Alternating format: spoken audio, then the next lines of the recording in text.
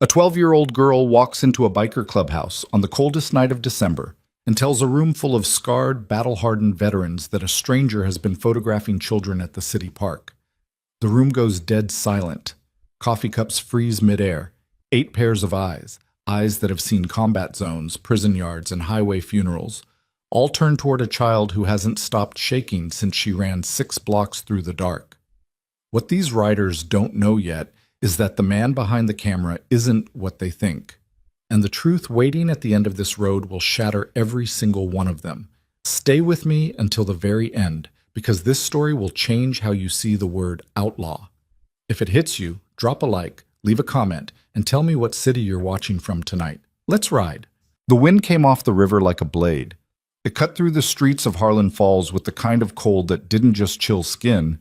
It got into bones, into thoughts, into the cracks between people who had stopped talking to each other years ago. December had settled over the town like a sentence nobody wanted to finish. Christmas lights blinked from storefronts that hadn't turned a profit since summer, and the sidewalks were empty by 5 o'clock. Everyone locked behind doors and drawn curtains, pretending the world outside didn't exist. At the far edge of town, past the rail yard and the abandoned feed store, the Iron Vale Motorcycle Club sat in its clubhouse like a bruise on the landscape. The building had been a furniture warehouse once, back when Harlan Falls still manufactured things. Now it was cinder block and corrugated steel, a hand-painted sign over the door that most people in town pretended not to see. 2 rows of Harleys lined the gravel lot, their chrome dulled by frost, exhaust pipes still ticking as engines cooled in the bitter air. Inside, the light was yellow and tired. A single pool table with a torn felt surface, a bar made from salvaged railroad ties, the smell of motor oil and old leather and coffee that had been sitting on the burner too long. 7 men occupied the space the way fallen trees occupy a river, not moving, not speaking, just taking up room that nobody else wanted. Rhett Maddox sat at the head of a long wooden table with his hands wrapped around a ceramic mug that had lost its handle 3 years ago. Club president, 47 years old, 2 tours in Fallujah, a titanium plate in his left shoulder, and a scar that ran from his jawline to his ear like someone had tried to open him up and changed their mind. His eyes were the color of creek water after a storm, gray, murky, impossible to read. He hadn't spoken in 20 minutes. Nobody expected him to. To his left, Cole Brennan sat with his boots on the table, reading a motorcycle parts catalog with the intensity of a man studying scripture. Former combat medic. 39. Quiet in the way that made people nervous, because his silence always felt like it was holding something back. He had hands that could set a broken femur in a ditch or rebuild a carburetor in the dark, and eyes that noticed everything. The slight tremor in a stranger's voice, the way someone's pupils dilated when they lied, the exact moment a wound stopped bleeding and started healing. Across the room, Deacon Straight leaned against the bar with his arms folded, watching the front door like he was expecting trouble to walk through it. Sergeant at Arms, 42, built like a shipping container. He had a voice like gravel being poured into a metal bucket, and a reputation that preceded him into every room by about 30 seconds. 3 years in Leavenworth for assault, charges he never denied and never explained. The tattoo on his forearm read, "Still Here," in block letters that had faded to blue-green, like the ink itself was tired of making the point. The others filled in the gaps. Sully, the road captain with a prosthetic left hand and a laugh that sounded like a diesel engine turning over. Briggs, the youngest at 31, who had come back from his second deployment with a stutter he couldn't shake and a talent for electronics that kept the clubhouse running. Wren and Hobbs, brothers by blood and by patch, who communicated in a shorthand of grunts and head tilts that excluded the rest of the world. They were not good men by any definition that polite society would accept. They were loud when the world wanted quiet. They were visible when the town wanted them invisible. They carried histories that didn't fit on job applications and made choices that didn't translate into the language of school boards and city councils. But they were still here. And in Harlan Falls, that counted for something, even if nobody would say it out loud. The front door hit the wall hard enough to crack the drywall. Every head turned. Deacon's hand went to the counter behind him, instinct reaching for something solid. Cole's boots came off the table. Rhett didn't move, just lifted his eyes from the mug and let them settle on the doorway with the patience of a man who had learned that the worst things in life rarely announce themselves with noise. But this one did. Kenzie Mercer stood in the doorframe, 12 years old, 90 pounds soaking wet, wearing a coat 2 sizes too big with the zipper broken and sneakers that had been white sometime last spring. Her hair was dark and tangled from the wind, and her face was red. Not from the cold, but from running. Her chest heaved. Her hands gripped the doorframe like she was afraid the wind would pull her back out. She wasn't crying. That was the first thing Cole noticed. Kids who came to the clubhouse looking for attention always cried. Kenzie Mercer never cried. She was the kind of kid who had learned early that tears didn't fix anything, so she had stopped wasting them. "Close the door, Kenz," Rhett said. His voice was low, unhurried. The same voice he used when someone brought him bad news on a run. Controlled, measured, buying time while his mind worked 3 steps ahead. She didn't close it. She stood there, pulling air into her lungs in ragged gulps, her eyes scanning the room until they found Rhett's face, and then she said the words that would change everything. "There's a man at Riverside Park. He's been taking pictures of kids." Silence has a weight. Most people don't know that until they've been in a room where it lands. This silence didn't just land. It pressed down on every surface like a change in atmospheric pressure before a tornado. The ticking of the wall clock became enormous. The hum of the refrigerator behind the bar became a roar. Deacon uncrossed his arms. "What kind of pictures?" Cole asked, his voice careful, clinical. The medic in him knew how to ask questions without adding fear to the answer. "I don't know." Kenzie's jaw tightened. He sits on the bench by the swing set every day, same time. He holds his phone like he's looking at something on the screen, but he's not. He's pointing it at the playground. "How long?" Rhett asked. 3 weeks. Maybe more. I told my mom. She said I was imagining things." The way Kenzie said it, flat, factual, already past the hurt of being dismissed, told Rhett everything he needed to know about her home life. "I told the school counselor. She said she'd look into it." "She didn't." "You tell the cops?" Kenzie looked at him like he'd asked if water was wet. "Deputy Harris came by the park once, talked to the guy for like 2 minutes, then left." Rhett set down the mug. The ceramic made a sound on the wooden table that was louder than it should have been. He looked at Cole. Cole looked back. An entire conversation happened in the space between their eyes. A conversation built on 15 years of riding together, burying friends together, and understanding each other's silences better than most people understood words. "You did the right thing coming here," Rhett said. Kenzie nodded. She didn't need to be told twice. "Sully," Rhett said, without turning his head, "drive her home." "I can walk." "Sully, drive her home." The big man with the prosthetic hand pushed off from the wall and grabbed his jacket. Kenzie looked like she wanted to argue, then looked at Rhett's face and decided against it. Smart kid. She turned and walked out, Sully's heavy boots following her into the cold. The door closed. For a long moment, nobody spoke. Then Deacon said what everyone was thinking. "I'll kill him." "No," Rhett said. "Rhett, I said no." He stood up. The chair scraped against the concrete floor, and the sound cut through the room like a knife across glass. "We don't know what we're dealing with yet. We find out first. Then we decide." "What's to find out? Guys sitting at a playground taking pictures of kids. That's enough." "It's not enough. Not for what you're talking about." Rhett's eyes found Deacon's and held them. There was no dominance in the look, just weight. The weight of a man who had made decisions in the dark that couldn't be undone, and who had learned the hard way that acting on half the truth was worse than not acting at all. "We've been wrong before. Remember Tucson." The name landed like a slap. Deacon's jaw worked, but he didn't argue. Whatever happened in Tucson, it had cost them something none of them had gotten back. "Cole," Rhett said, "you and Briggs, tomorrow. Riverside Park. Just watch. Don't approach. Don't engage. Don't let him see you. I want to know who this guy is, where he goes, and what he does when he thinks nobody's looking." Cole nodded once. He didn't need instructions. He needed permission. Now he had it. Briggs was already pulling on his jacket, his stutter replaced by the focused silence of a man who had a mission. In the field, Briggs never stuttered. The therapists at the VA had a word for that. Briggs had a different word for it, but he kept it to himself. The clubhouse emptied in stages.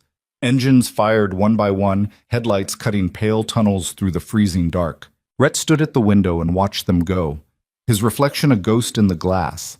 A man shaped like a question mark, bent forward slightly, carrying the posture of someone who had been leaning into wind for so long he'd forgotten how to stand straight.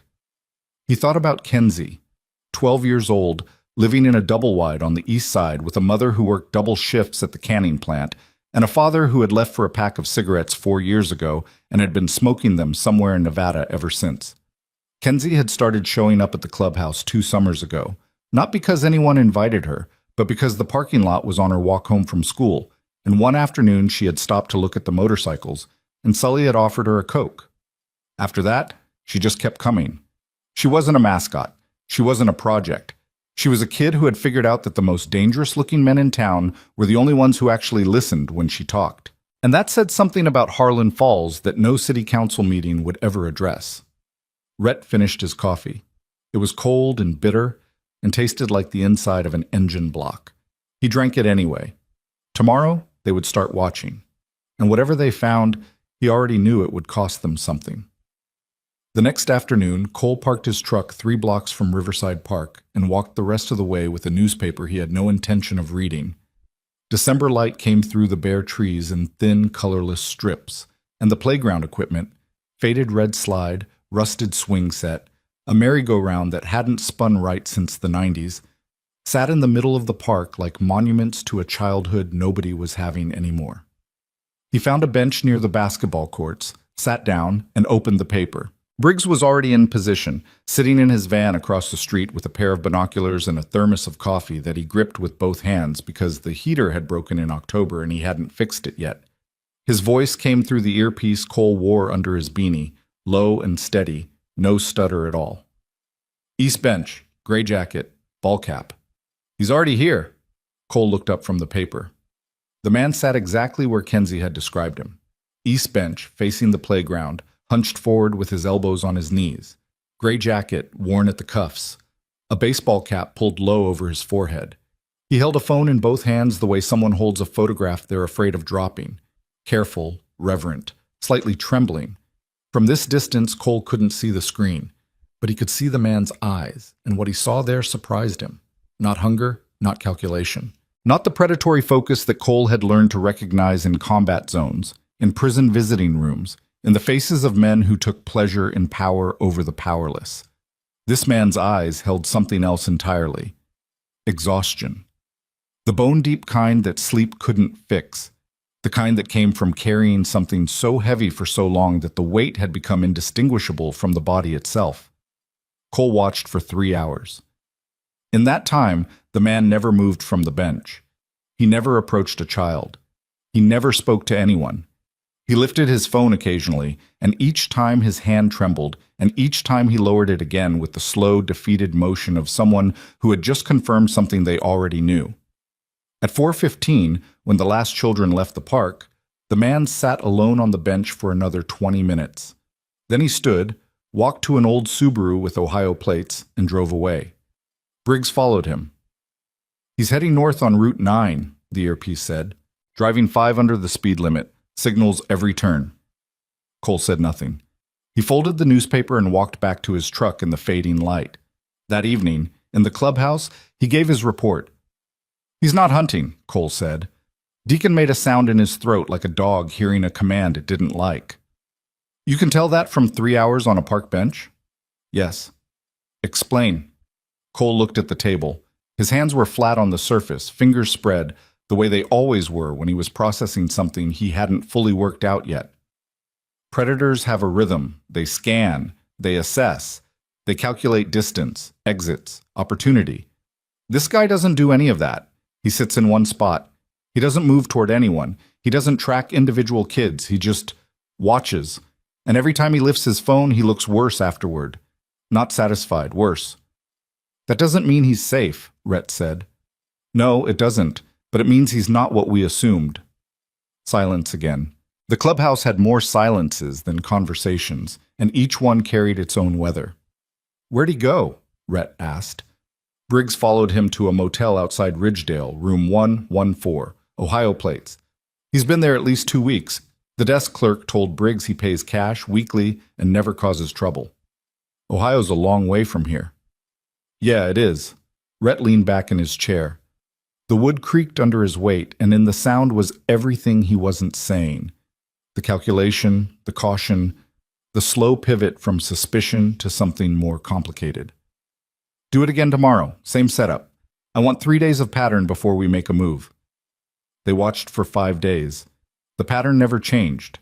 Same bench, same time, same trembling hands, same phone, same defeated posture when the park emptied and the man was left sitting alone in the cold with nothing but the sound of wind through bare branches and the distant grind of highway traffic. On the 3rd day, Briggs followed him to a different town, Crestview, 18 miles south. The man parked near an elementary school, sat in his car for 40 minutes during recess, then drove to a community center and sat in the parking lot for another hour. He never got out of the car. On the 4th day, he visited a park in Mill Haven. Same pattern, watching, trembling, leaving alone. On the 5th day, Cole noticed something he hadn't seen before. When a boy around 13 crossed the playground, lanky, dark-haired, wearing a red hoodie, the man on the bench leaned forward so sharply that his body almost left the seat. His hand came up, holding the phone, and this time Cole was close enough to see the screen. It wasn't a camera app. It was a photograph. A photograph the man was holding up next to his own view of the playground, comparing, matching, searching. Cole felt something shift in his chest, a recognition that arrived before language, before logic, in the place where instinct lived alongside grief. He had seen this before, not in combat, not on the road. He had seen it in the mirrors of VA hospital bathrooms, in the eyes of men who had lost something they couldn't name and couldn't stop looking for. He reported back to Rhett that night. "He's comparing. He's got a photo of someone, a kid, maybe 7 or 8 in the picture, and he's holding it up against every child he sees, different parks, different towns, every day." The room was quiet for a long time. "Who's the kid in the photo?" Rhett asked. "I don't know yet." "Find out." Cole didn't sleep that night. He lay in his apartment above the hardware store on Main Street, staring at the ceiling, listening to the wind rattle the windows and the distant sound of a train crossing the river bridge. His mind kept returning to the man's face, not the suspicion of it, but the architecture, the hollowed cheeks, the chapped lips, the way his shoulders curved inward like parentheses around a sentence that had lost its meaning. He had spent 12 years as a medic, 4 in the Army, 8 in the VA system. And in that time, he had learned to read human damage the way a mechanic reads engine wear. And what he was reading in this man was not pathology. It was erosion, the slow, grinding destruction of a person being consumed by something that wouldn't let them stop. The next afternoon, Cole made a decision he hadn't discussed with anyone. He walked across the park, sat down on the bench next to the man, and said nothing for 15 minutes. The man noticed him immediately. His body tensed, his hand closed around his phone. His eyes, brown, bloodshot, ringed with the kind of dark circles that come from years, not nights, darted toward Cole and then away, reading the leather jacket, the boots, the tattoos on his forearms, the calm, unyielding posture of someone who was not going to leave. "I'm not here to cause you trouble," Cole said, still looking at the playground. The man said nothing. "But I need to know what you're doing." A long pause. Wind moved through the trees. A swing chain creaked. "You wouldn't believe me," the man said. His voice was sandpaper over rust, dried out, raw, stripped of everything except the mechanical act of producing sound. "Try me." Another pause. Longer this time. Cole could feel the man's body vibrating with the effort of deciding, the war between the need to be understood and the certainty that understanding was impossible. "My name is Elias Hart," the man said, "and 6 years ago my son disappeared." The words fell between them like stones dropped into deep water. No splash, just weight, sinking, pulling everything around them downward into a darkness that had no visible bottom. Cole turned his head and looked at Elias Hart for the first time. Really looked. Past the stubble and the exhaustion and the gray jacket that hadn't been washed in weeks. Past the trembling hands and the phone clutched like a lifeline. Past all of it, to the thing underneath. And what he saw was a man who had been dying for 6 years and didn't have the decency to stop breathing. "Tell me," Cole said. And under a sky the color of old ash, with the wind cutting through the bare trees and the sound of children's laughter fading as the afternoon turned to dusk, Elias Hart began to speak. And the story he told was the kind that didn't just break hearts, it broke the people who heard it. And 3 blocks away, sitting in his van with the broken heater and the binoculars resting on the dashboard, Briggs heard every word through the earpiece and felt his hands begin to shake for the first time since Kandahar. Because sometimes the most dangerous thing in the world isn't a predator in a park. It's a father who has nothing left to lose. And nobody, not the cops, not the courts, not the entire broken machinery of a system designed to protect children, had lifted a single finger to help him find his son. Until now. Elias Hart talked for 47 minutes. He didn't tell the story the way people tell stories when they want sympathy. He told it the way a man confesses to a crime he didn't commit, flat, mechanical, with the precision of someone who has repeated the same words so many times they've lost their taste. His eyes stayed on the empty playground the entire time. His hands never stopped moving, turning the phone over, pressing his thumb against the cracked screen protector, running his index finger along the edge like he was checking whether the device was still real. Cole listened without interrupting. He had learned that skill in field hospitals, the discipline of letting damage speak for itself without trying to steer it toward a diagnosis. You don't guide a wound. You let it bleed until you can see the source. The source, in this case, was a Sunday morning 6 years ago in a suburb outside Columbus, Ohio.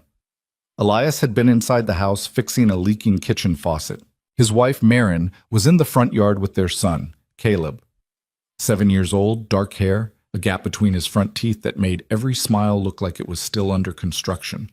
He had a stuffed dog named Captain that he carried everywhere, a ratty gray thing with one ear chewed off and a button eye that Maren had resewn 4 times. Maren went inside to answer the phone. 90 seconds, maybe 2 minutes. When she came back, Caleb was gone. No scream, no car peeling away, no witness who saw anything useful, just an empty yard, a bicycle lying on its side in the grass, and Captain the stuffed dog sitting on the porch step like he was waiting for someone to come back and pick him up. The police responded within 8 minutes. An Amber Alert went out within the hour. Search teams covered the neighborhood, the adjacent park, the creek bed behind the elementary school. Dogs. Helicopters. Volunteers in orange vests walking grid patterns through fields that hadn't been planted in years. Nothing. 48 hours became a week. A week became a month. The FBI got involved, then quietly stepped back when the leads dried up. The local detective assigned to the case, a woman named Pruitt, who Elias described with the careful neutrality of a man who had exhausted his capacity for anger, told them after 4 months that the case was still open but no longer active.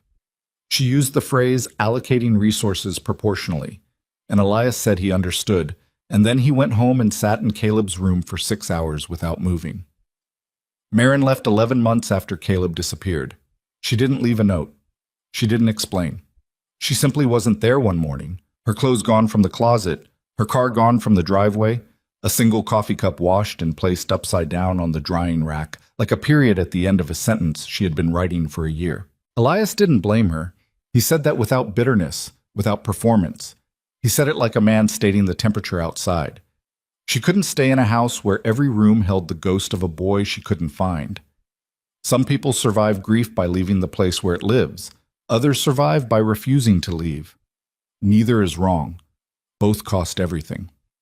After Maren left, Elias sold the house, then the furniture, then the second car. He kept Caleb's bedroom set in a storage unit outside Toledo, paid 6 months in advance, and started driving.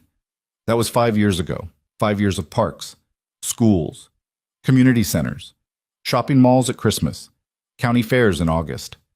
5 years of holding up a photograph of a 7-year-old boy and trying to find that face in the features of every child he passed.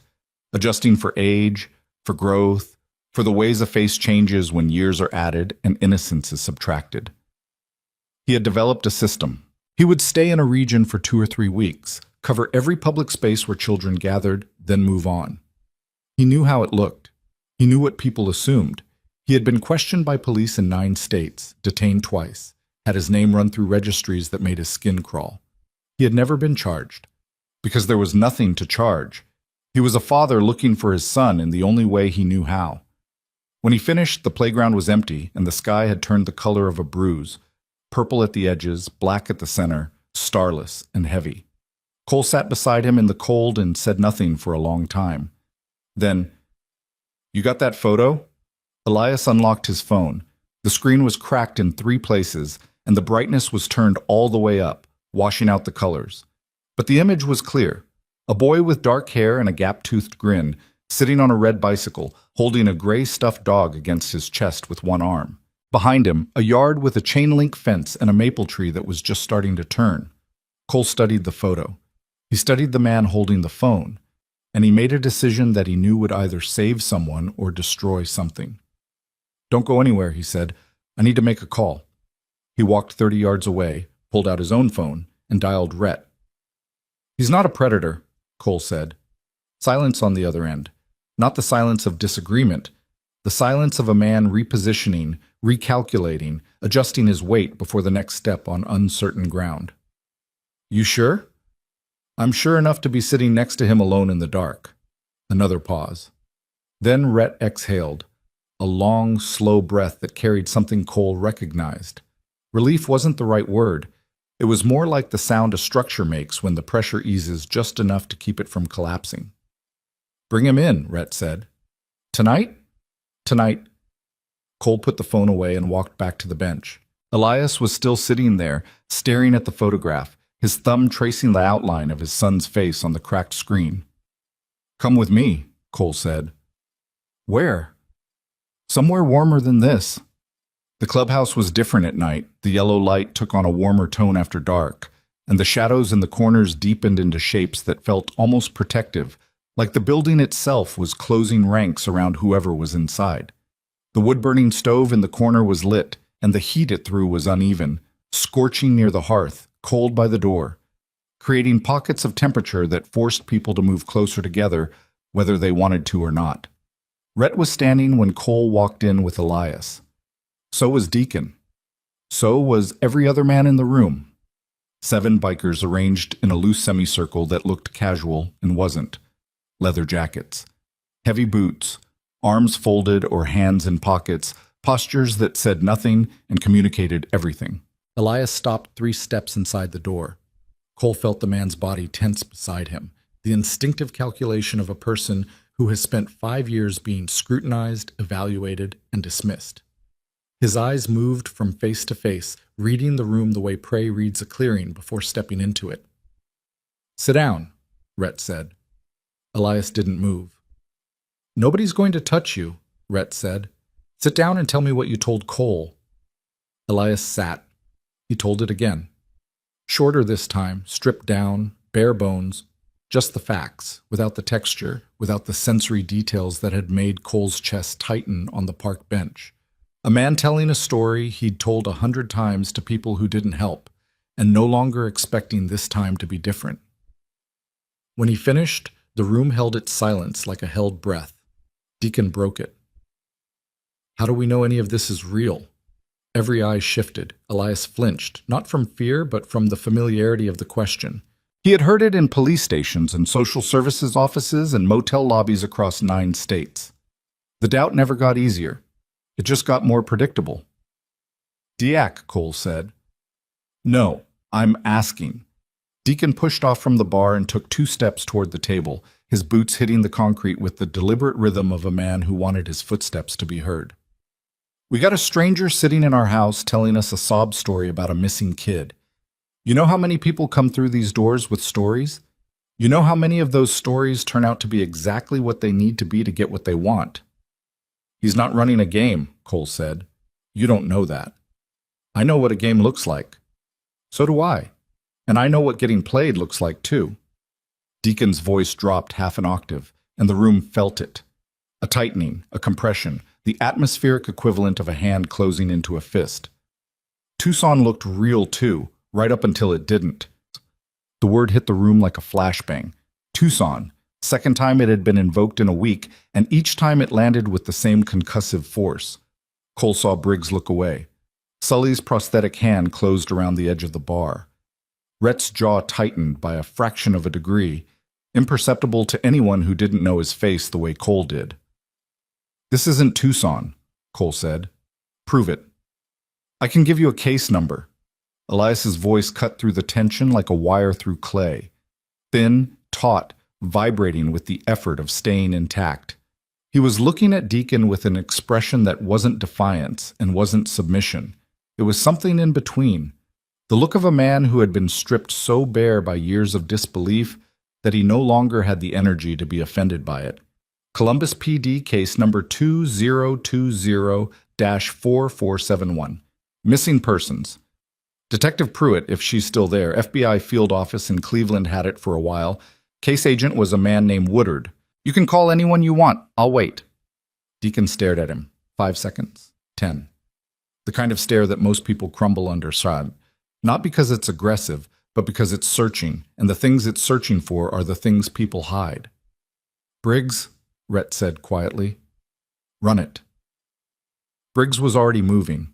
He pulled a laptop from behind the bar, an ancient ThinkPad held together with electrical tape and stubbornness, and opened it on the pool table. His fingers moved across the keyboard with the speed and precision of a man who had spent 2 deployments intercepting communications and had never fully left that headspace. The stutter was gone. In its place was a focused, mechanical efficiency that made him look 10 years older and infinitely more dangerous. The room waited. Coffee was poured. Nobody drank it. Cigarettes were lit. The smoke curled toward the ceiling and hung there in layers, blue-gray striations that looked like geological cross-sections of tension. 7 minutes later, Briggs looked up from the screen. "It checks out." Deacon's arms dropped to his sides. Not a surrender, a recalibration. His body shifted from confrontation to processing, the way a machine switches gears when the load changes. "Columbus PD, case number 2020-4471, Briggs said, his voice steady, no stutter, reading from the screen. "Caleb Hart, age 7 at time of disappearance, June 14th, 2020, last seen at family residence, case status." He paused. The stutter returned for 1 syllable, then vanished. "Case status is listed as open inactive, no S suspects, no persons of interest, no leads since 2021. The room absorbed this information the way dry ground absorbs rain, slowly, reluctantly, with the understanding that what was being taken in would change the composition of everything it touched. Elias sat at the table with his hands flat on the surface, palms down, fingers spread. He wasn't looking at anyone. He was looking at the wood grain between his hands, tracing the lines with his eyes, the way he traced his son's face on the phone screen, following patterns that led nowhere, searching for meaning in material that had none. 6 years, Sully said quietly, from the corner where he'd been standing with his prosthetic hand jammed into his jacket pocket. "You've been doing this for 6 years. Elias didn't answer. The answer was sitting in front of them. In his hollowed face, his shaking hands, the Ohio plates on a car that had logged more miles than most long-haul trucks. Rhett pulled a chair out and sat down across from Elias. The movement was deliberate, weighted, carrying the gravity of a man who didn't sit down casually because every position he took was a commitment. He leaned forward, elbows on the table, and when he spoke, his voice was lower than Cole had heard it in months. "What do you need?" Elias looked up. The question had caught him off guard, not because it was unexpected, but because it was sincere. His eyes searched Rhett's face with the desperation of a man who had been drowning for so long that the sight of solid ground looked like a hallucination. "I don't know," he said. "I haven't been asked that in a very long time. I'm asking now." A tremor ran through Elias's hands. He pulled them off the table and put them in his lap, hiding the shake. The instinct of a man who had taught himself not to show weakness because weakness invited pity. And pity was just another way people gave themselves permission to walk away. More eyes, he said. I've been doing this alone.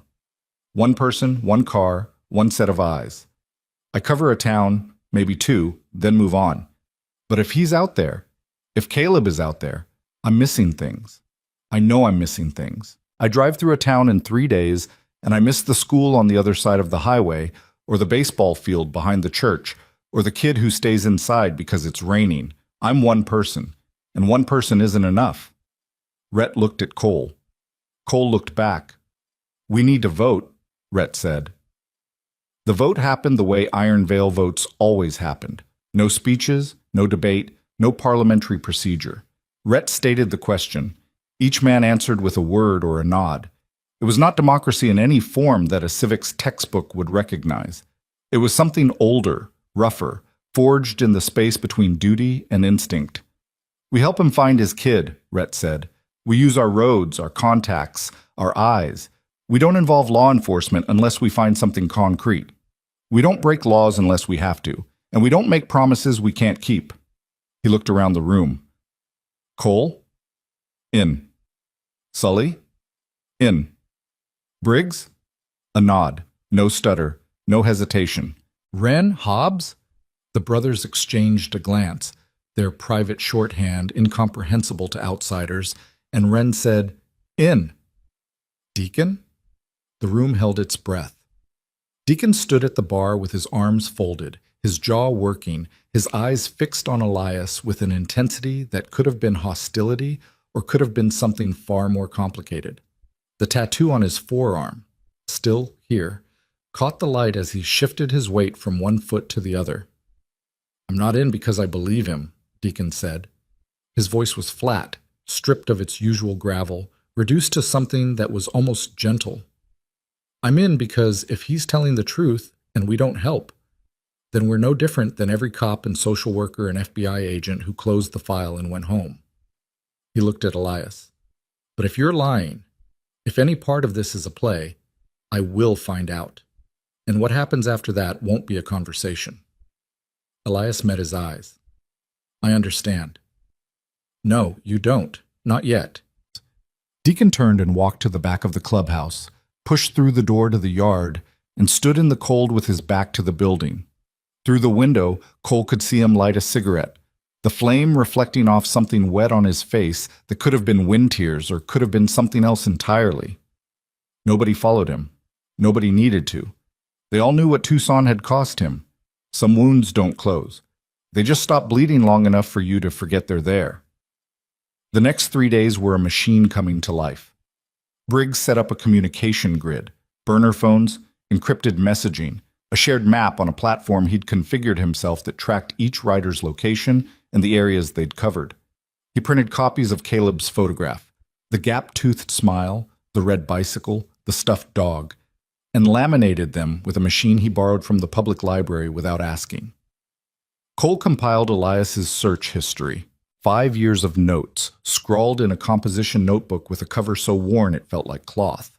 Dates, towns, parks visited, schools observed, license plates of suspicious vehicles, names of people who had been kind and people who had called the police. The notebook was a monument to methodical desperation, the organized madness of a man who had replaced hope with procedure because procedure, at least, had steps you could follow. Sully mapped the highways. He knew the roads the way most people knew their own kitchens. Every interchange, every truck stop, every diner where a lone traveler might stop and be remembered. He divided the surrounding 3-state area into grids and assigned each rider a sector. 2 days out, 1 day back. Rotate. Repeat. Wren and Hobbs took the first run, south toward the river towns along the state border. They left at dawn, 2 figures on black motorcycles cutting through fog so thick it looked like the road was being erased behind them. And Rhett sat in the clubhouse and made phone calls. He called people whose names weren't in any directory.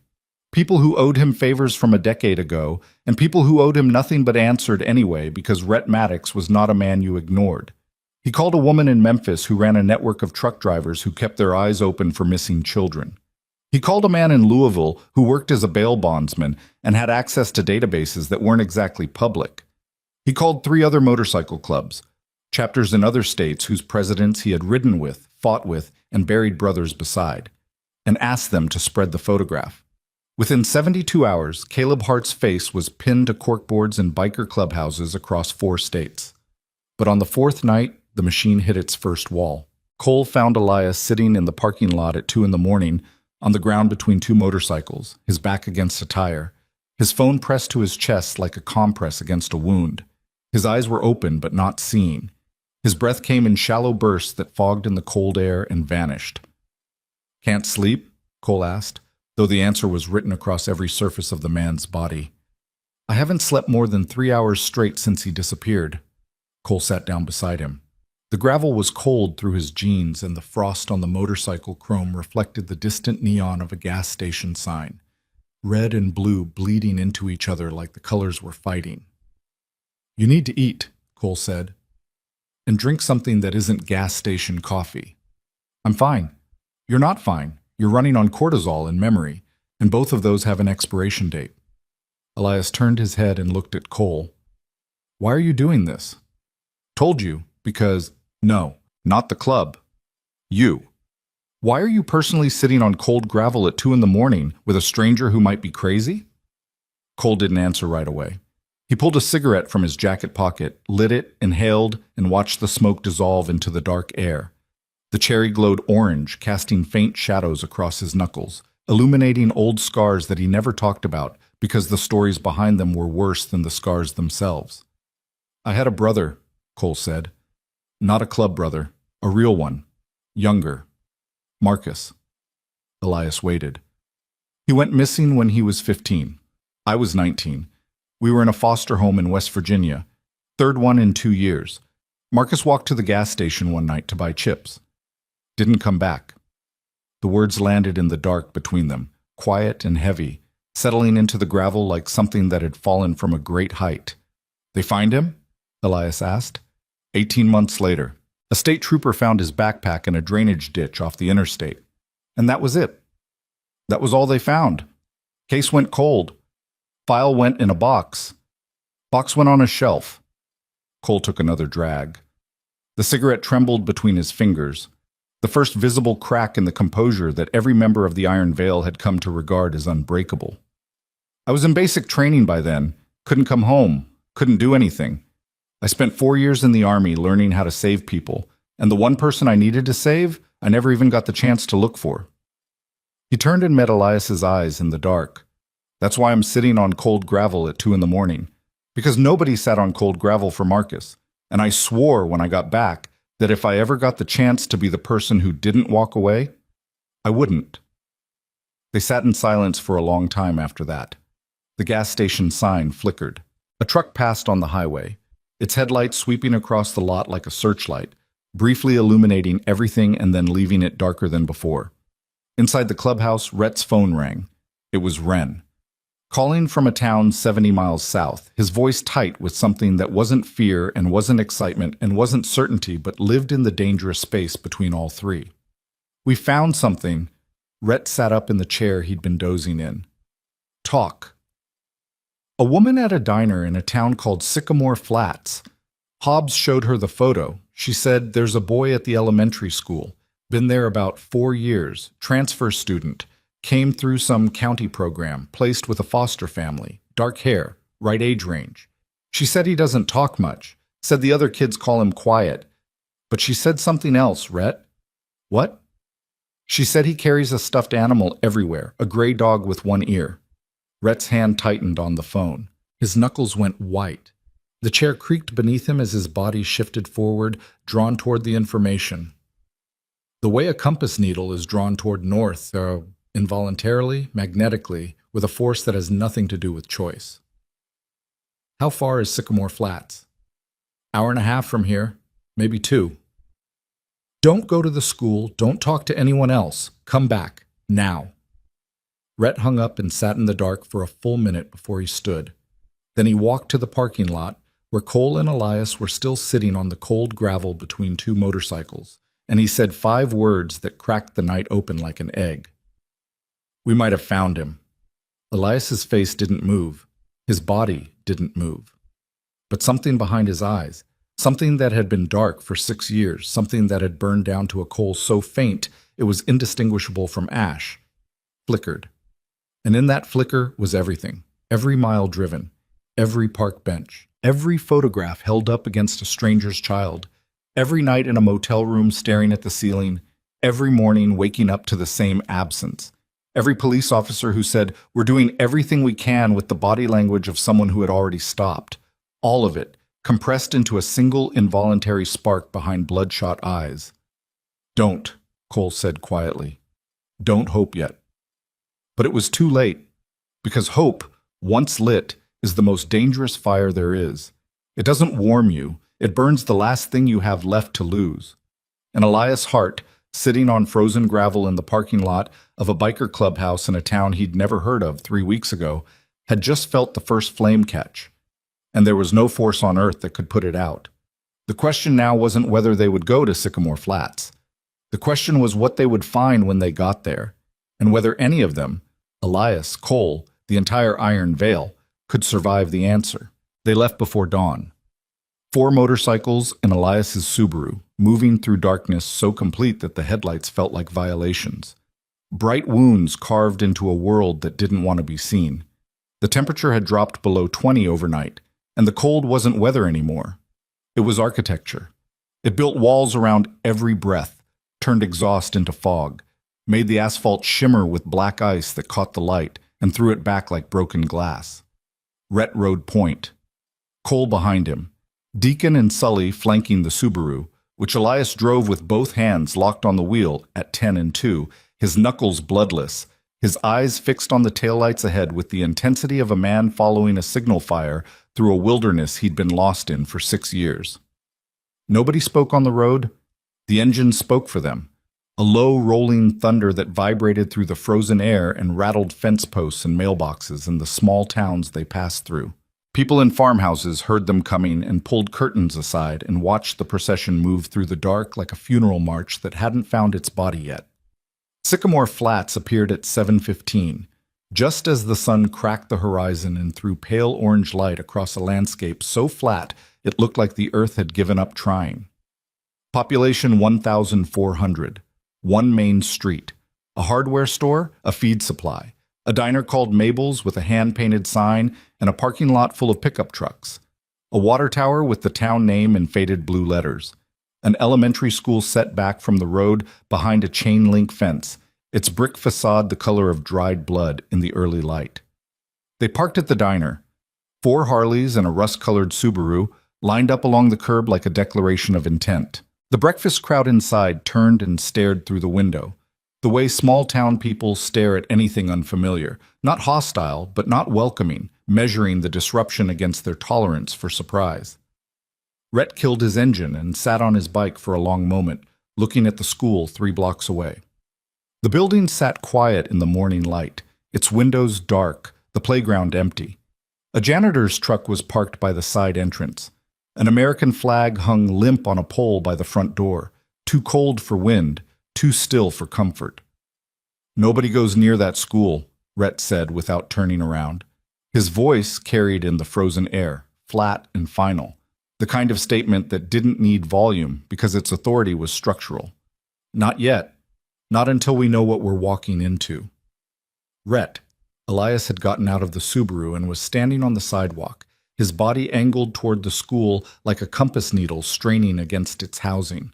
His hands were in his jacket pockets, but Cole could see them moving, clenching, unclenching, working through the muscle memory of reaching for something that wasn't there. "I said not yet. My son could be 3 blocks from where I'm standing. And if he is, he'll still be there in 2 hours. But if we go in wrong, if we spook whoever has him, if we trigger a legal response before we understand the situation, we lose him again, and this time it'll be permanent." Rhett swung off his bike and stood face to face with Elias. He was taller by 3 inches, broader by 40 pounds, and his presence in close proximity had the gravitational effect of a planet. Everything around him bent slightly in his direction. "You've waited 6 years. Give me 2 hours." Elias's jaw worked. His eyes glistened with something that wasn't tears. It was closer to fever, the wet brightness of a mind running too hot, processing too much, burning through reserves that had been depleted years ago. 2 hours, he said. Rhett turned to Cole. Take Sully. Go to the diner. Find the woman who talked to Hobbs. Get everything she knows. Name, address, family, how long the boy's been here, who placed him, which county agency handled it. Don't push. Don't badge her. Just talk. Cole nodded. Deacon, you and I are going to the county records office. Deacon raised an eyebrow. At 7:30 in the morning? It opens at 8. We'll wait. And what am I supposed to do? Elias asked. His voice had a tremor in it now. Not fear, but the vibration of a system under too much pressure, a bridge taking weight it was never engineered to bear. You're supposed to sit in that car and not move, Rhett said. Can you do that? No. Do it anyway. Cole and Sully entered the diner at 7:20. The warmth hit them like a wall. Grease and coffee and the sweet, heavy smell of pancake batter on a hot griddle. A counter with 8 stools, all occupied. 4 booths along this window, 3 of them full. A jukebox in the corner that nobody had fed a quarter in years. The waitress was a woman in her 50s with a name tag that read Darla, and hands that moved with the mechanical efficiency of someone who had been pouring coffee since before the internet existed. Sully took a booth by the window. Cole slid in across from him and ordered 2 coffees without looking at the menu. You're the ones looking for the boy, Darla said. It wasn't a question. Cole looked up. Darla was standing at the edge of the table with the coffee pot in one hand and a look on her face that Cole recognized. The careful neutrality of someone who has information and is deciding how much of it to share. Word travels fast, Cole said. There are 1,400 people in this town. A man with a photograph asking about a child. That's going to be the only thing anyone talks about for a week. She poured the coffee. It was strong and dark and smelled like it had been brewed with purpose. The boy you're asking about. His name is Levi. Levi Marsh. He's been here about 4 years, maybe a little longer. Lives with the Dunhams, Tom and Carol. They're good people. Foster family. They've had 3 or 4 kids come through over the years. Levi Marsh, Cole repeated. That's the name he came with, from the county. I don't know the details, just what Carol told me when she brought him into the diner for the first time. Said he'd had a rough go. Didn't talk much. She was worried he might not adjust. Darla paused. He adjusted fine. Quieter than most kids his age, but polite. Helps out at the school. Sweeps the walkways, feeds the class hamster, that kind of thing. Teachers like him. He carry a stuffed animal? Darla's expression shifted. Something moved behind her eyes. Not suspicion, but the slow, dawning recognition that the question she'd just been asked meant more than its surface suggested. He used to, when he first came. A beat-up gray dog. 1 ear missing. He carried it everywhere for the first year. The other kids teased him about it, and eventually he stopped bringing it to school. But Carol told me he still sleeps with it. Cole felt the information settle into his chest like a stone dropping into still water. Concentric rings of implication expanding outward, touching everything. The county agency that placed him, Cole said. You remember which one? Garrett County Family Services. There's an office in Ridgedale, but I think the main one's in Brenton. Did Carol ever say where Levi came from before the placement? Darla set the coffee pot down on the table. The gesture was deliberate, an anchoring, a physical signal that the conversation had crossed a threshold. She said he was found. That's the word she used. Found. Walking along a county road about 40 miles east of here. No shoes, no identification. He was maybe 7 or 8. They weren't sure because he couldn't tell them. He didn't know his own name or his birthday or where he lived. The doctor said it was some kind of memory loss. Trauma-related, they called it. He had a scar on his wrist. Old, healed. Nobody knew how he got it. The diner noise continued around them. Forks on plates, low conversation, the hiss of the griddle, but Cole heard none of it. He was sitting in a vinyl booth in a small-town diner, and the world had just tilted on its axis, and everything that had been uncertain was crystallizing into a shape that was either a miracle or a catastrophe, and he couldn't yet tell which. Sully, he said. Call Rhett. Sully was already reaching for his phone. 30 minutes later, they reconvened in the parking lot behind the feed store. 5 men standing in a loose circle beside their machines, breath fogging in the cold, faces set in the expressions of people who have just received information that changes everything and haven't yet decided what to do with it. Cole relayed what Darla had told him. Every detail, the name, the placement, the stuffed dog, the scar, the memory loss, the county road. Elias stood in the center of the circle and listened, and as each detail landed, Cole watched the man's body undergo a transformation that was almost geological. Layers of exhaustion and despair shifting, cracking, rearranging themselves around a core of something that hadn't existed 5 minutes ago. "That's him," Elias whispered. "We don't know that yet," Rhett said. "The dog, the scar. He was 7 when—" "I know, and it fits." But fitting isn't the same as confirmed, and if we move on a fit instead of a confirmation, we could blow this whole thing apart. Rhett's voice was steady, but his eyes told a different story. Cole could see the conflict behind them, the pull between caution and urgency, between the discipline that had kept the club intact for 20 years and the raw human impulse to kick down a door and put a father in front of his son. "The county records office," Deacon said. He was leaning against his Harley with his arms folded, his face unreadable. "We went, talked to a clerk, filed a public records request for Levi Marsh's placement file. And she told us it would take 6 to 8 weeks. 6 to 8 weeks, Elias repeated, and the way he said it, flat, hollow, like the words were stones he was being forced to swallow, made Cole's hands clench inside his jacket pockets. "But she also said something else," Deacon continued. His voice had changed. The gravel was still there, but underneath it was something sharp and bright, like a blade being drawn from a sheath. "She said Levi Marsh's case file was flagged." "Flagged how?" Cole asked. "Sealed, by the county family court. No public access. No disclosure without a judicial order." The circle went silent. "Why would a foster placement be sealed?" Sully asked. His prosthetic hand clicked against the handlebar of his bike. An involuntary sound, the mechanical equivalent of a nervous tick. "2 reasons," Cole said. "Either the child was placed to protect him from someone specific, or someone specific was being protected from the child's history." Rhett looked at him. Meaning somebody knows where that boy came from, and somebody decided that information needed to stay buried. The temperature in the parking lot hadn't changed, but the air felt different, denser, heavier, charged with the specific electricity that precedes not a storm, but a reckoning. Each man felt it differently. Deacon's jaw tightened. Sully's prosthetic hand stopped clicking. Briggs, who had been standing at the edge of the circle running searches on his phone, looked up with an expression that Cole had only seen once before, in a communications tent in Kandahar, when Briggs had intercepted a transmission that changed the entire mission profile. "Rhett," Briggs said. No stutter. When Briggs dropped the stutter entirely, it meant the information he was carrying was too heavy for anything extraneous. "You need to see this." He held out his phone. On the screen was a news article from a regional paper, the Garrett County Register, dated 4 years earlier. The headline was small, local, the kind of story that gets 3 column inches on page 7 and is forgotten by the next edition. "Boy found walking along County Road 12. Origin unknown."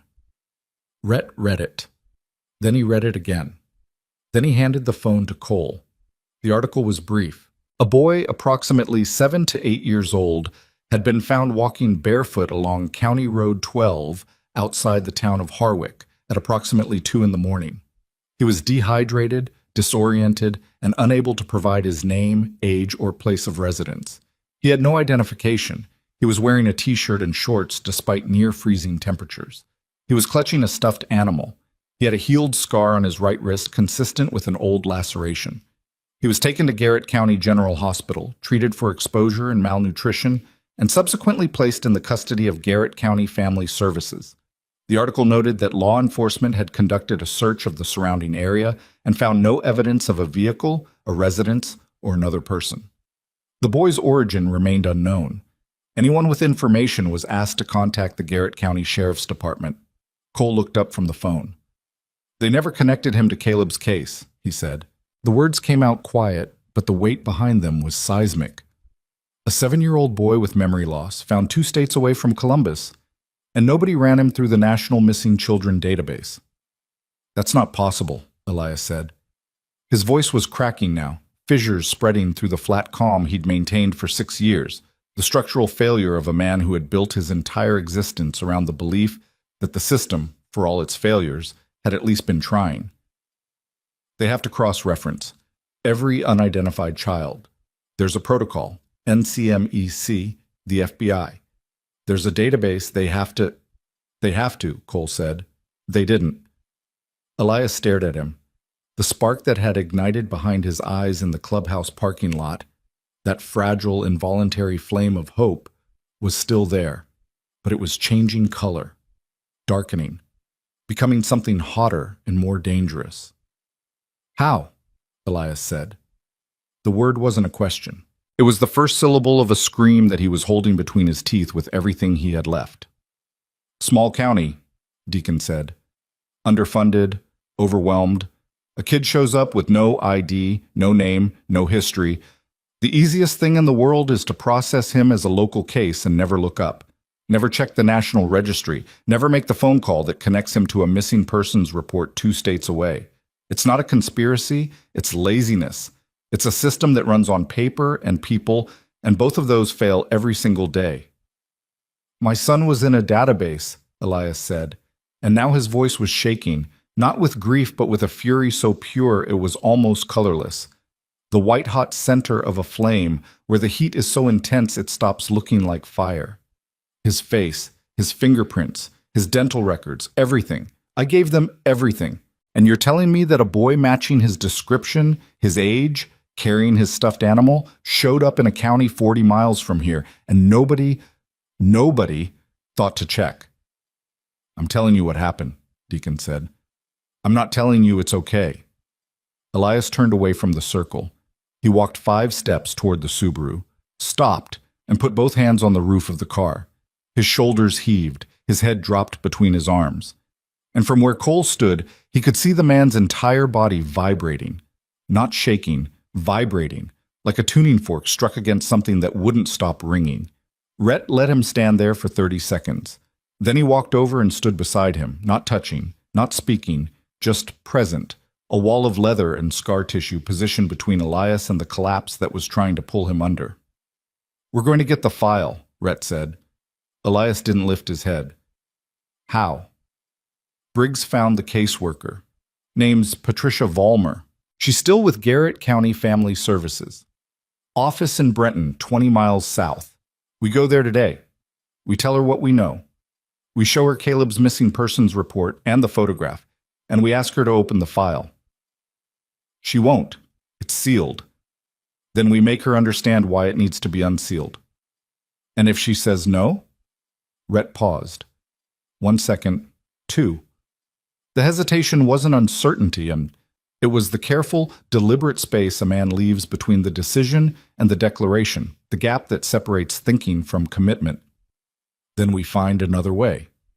The Garrett County Family Services Office was a single-story brick building wedged between a laundromat and a tax preparer in a strip mall on the south end of Brenton. The parking lot had 6 spaces, 4 of them empty. A sign on the glass door listed office hours in vinyl letters that were starting to peel. Rhett went in alone. Cole waited in the lobby, a room with plastic chairs, fluorescent lighting, and a stack of parenting magazines from 3 years ago. The carpet was the color of exhaustion. A water cooler in the corner made a sound like a small animal drowning. Through the thin walls, Cole could hear Rhett's voice, low, measured, the presidential register that carried authority without volume. He couldn't make out the words, but he could hear the rhythm. Statement. Pause. Response. Statement. Longer pause. A woman's voice, higher, tighter, the cadence of someone being asked to do something that exceeded her authority and frightened her. 15 minutes passed. Rhett came out. His face was a mask. Behind him, through the office door, Cole caught a glimpse of a woman in her 40s sitting behind a desk with both hands flat on the surface, staring at a photograph she had been shown. The photograph of a 7-year-old boy on a red bicycle with a gray stuffed dog. She knows, Rhett said. Knows what? She knows the placement doesn't add up. She's known for years. The boy came in with no history, no background check could confirm, no family. The intake was rushed. The paperwork was incomplete. She flagged it with her supervisor at the time, and the supervisor told her to close the file and move on. She closed the file. Why? Because the foster family was connected. Tom Dunham, the foster father. He's the nephew of a county commissioner named Ray Dunham. Patricia said Ray Dunham personally called the office when the boy was found and requested expedited placement. No standard vetting process. No NCMEC check. No law enforcement notification beyond the initial sheriff's report. Cole felt the information rearrange itself inside his head like tumblers in a lock. Click, click, click. Each piece falling into place with a precision that was nauseating because it meant exactly what he thought it meant. A county commissioner intervened in the placement of an unidentified child, Cole said slowly, each word measured, each one carrying weight he could feel in his chest. Skipped the national database check, sealed the file, placed the kid with his own nephew. Yes. Rhett, that's not incompetence, that's obstruction. I know. That means someone in this county either knows where that boy came from or they deliberately made sure nobody would ever find out. Rhett looked at him. His eyes were the color of winter, gray, hard, stripped of warmth, focused with the mechanical intensity of a scope finding its target. I know, he said again. What did Patricia say? She said she'll cooperate, quietly. She'll give us a copy of the intake file, the original, before it was edited. She kept one. Said she's had it in her desk drawer for 4 years, waiting for someone to come asking. Smart woman. Scared woman. There's a difference. Cole looked through the glass door at Patricia Vollmer, still sitting at her desk, still staring at the photograph. Her hands hadn't moved. Her face held the expression of a person who had just been given permission to feel something they'd been suppressing for years. Not relief, not courage, but the specific trembling liberation of a secret that has finally been told. There's more, Rhett said. Cole waited. The intake file. Patricia said when they examined the boy at the hospital, they documented old injuries. Healed fractures in his left forearm, malnutrition, scarring on his wrist consistent with ligature marks. And one other thing. What? The boy had a phone number written on his arm, in permanent marker, faded, almost gone. The hospital documented it but couldn't trace it, said the number was disconnected. Did they keep the number? Patricia kept it. She wrote it down. She said she tried calling it once, a year after the placement. It rang to a prepaid cell. No voicemail. No answer. Give me the number. Rhett pulled a folded piece of paper from his jacket and handed it to Cole.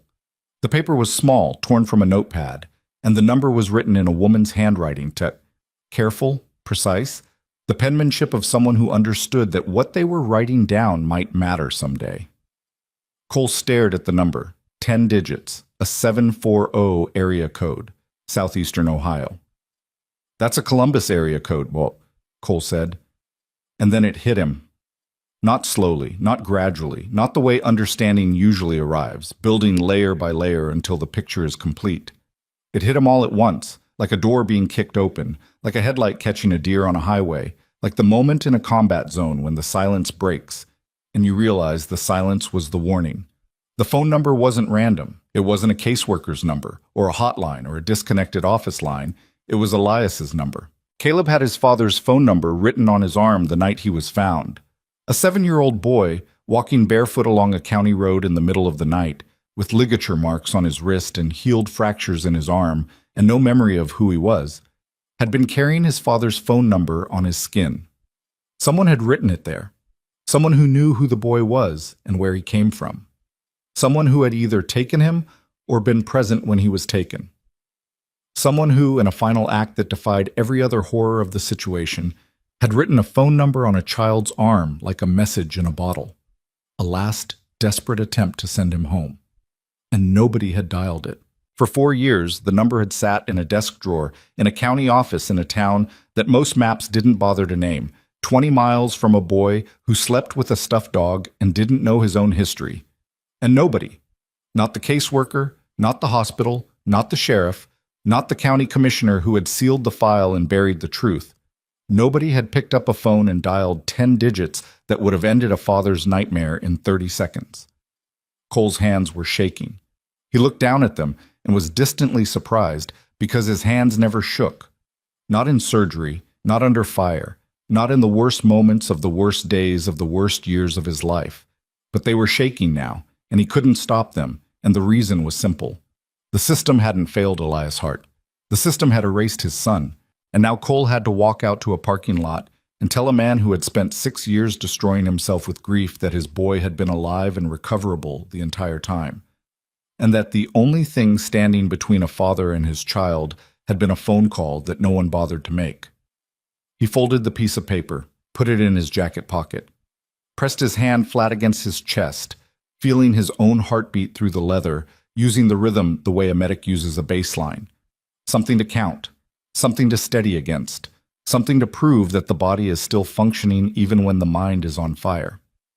Then he walked out the door, across the parking lot, to the place where Elias Hart stood next to a rusted Subaru, waiting for news that would either save him or finish what 6 years of searching had started. And Cole realized, as he crossed that cracked asphalt with the folded paper burning a hole through his jacket, that the hardest part of being a healer was never the wound itself.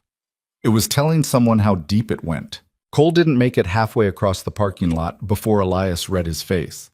That was the thing about a man who had spent 6 years studying photographs of children, comparing jawlines, measuring distances between eyes, cataloging the micro-expressions of strangers for any flicker of recognition. Elias Hart had become a human spectrometer for the subtleties of facial expression, and what he saw in Cole's face as the medic walked toward him wasn't hope. It was devastation wearing a mask of control. "What did you find?" Elias said. Cole stopped 3 feet from him. The distance was deliberate, close enough for the conversation to be private, far enough that if Elias's body reacted before his mind could process, there would be space between them. Triage protocol. Create room for the wound to breathe. "The boy's name is Levi Marsh," Cole said. "He was found 4 years ago, walking along a county road about 40 miles east of here, barefoot, no identification, no memory of who he was or where he came from. He was placed with a foster family here in Sycamore Flats through the county system." Elias's breathing changed, shallow, rapid, the respiratory pattern of a body preparing for impact. He had a stuffed dog with him when they found him, gray, one ear missing. Elias's hand went to the Subaru's roof, not leaning, bracing, the gesture of a man feeling the ground shift beneath him. He had old injuries, healed fractures, malnutrition, ligature marks on his wrist. Stop. And he had a phone number written on his arm, in permanent marker. Stop. It's your number, Elias. The sound that came out of Elias' heart was not a word. It was not a scream. It was something beneath language, a frequency that lived in the basement of human expression where grief and rage and disbelief occupy the same space and produce a vibration that the body expels because keeping it inside would cause organ failure. His knees buckled, not all the way.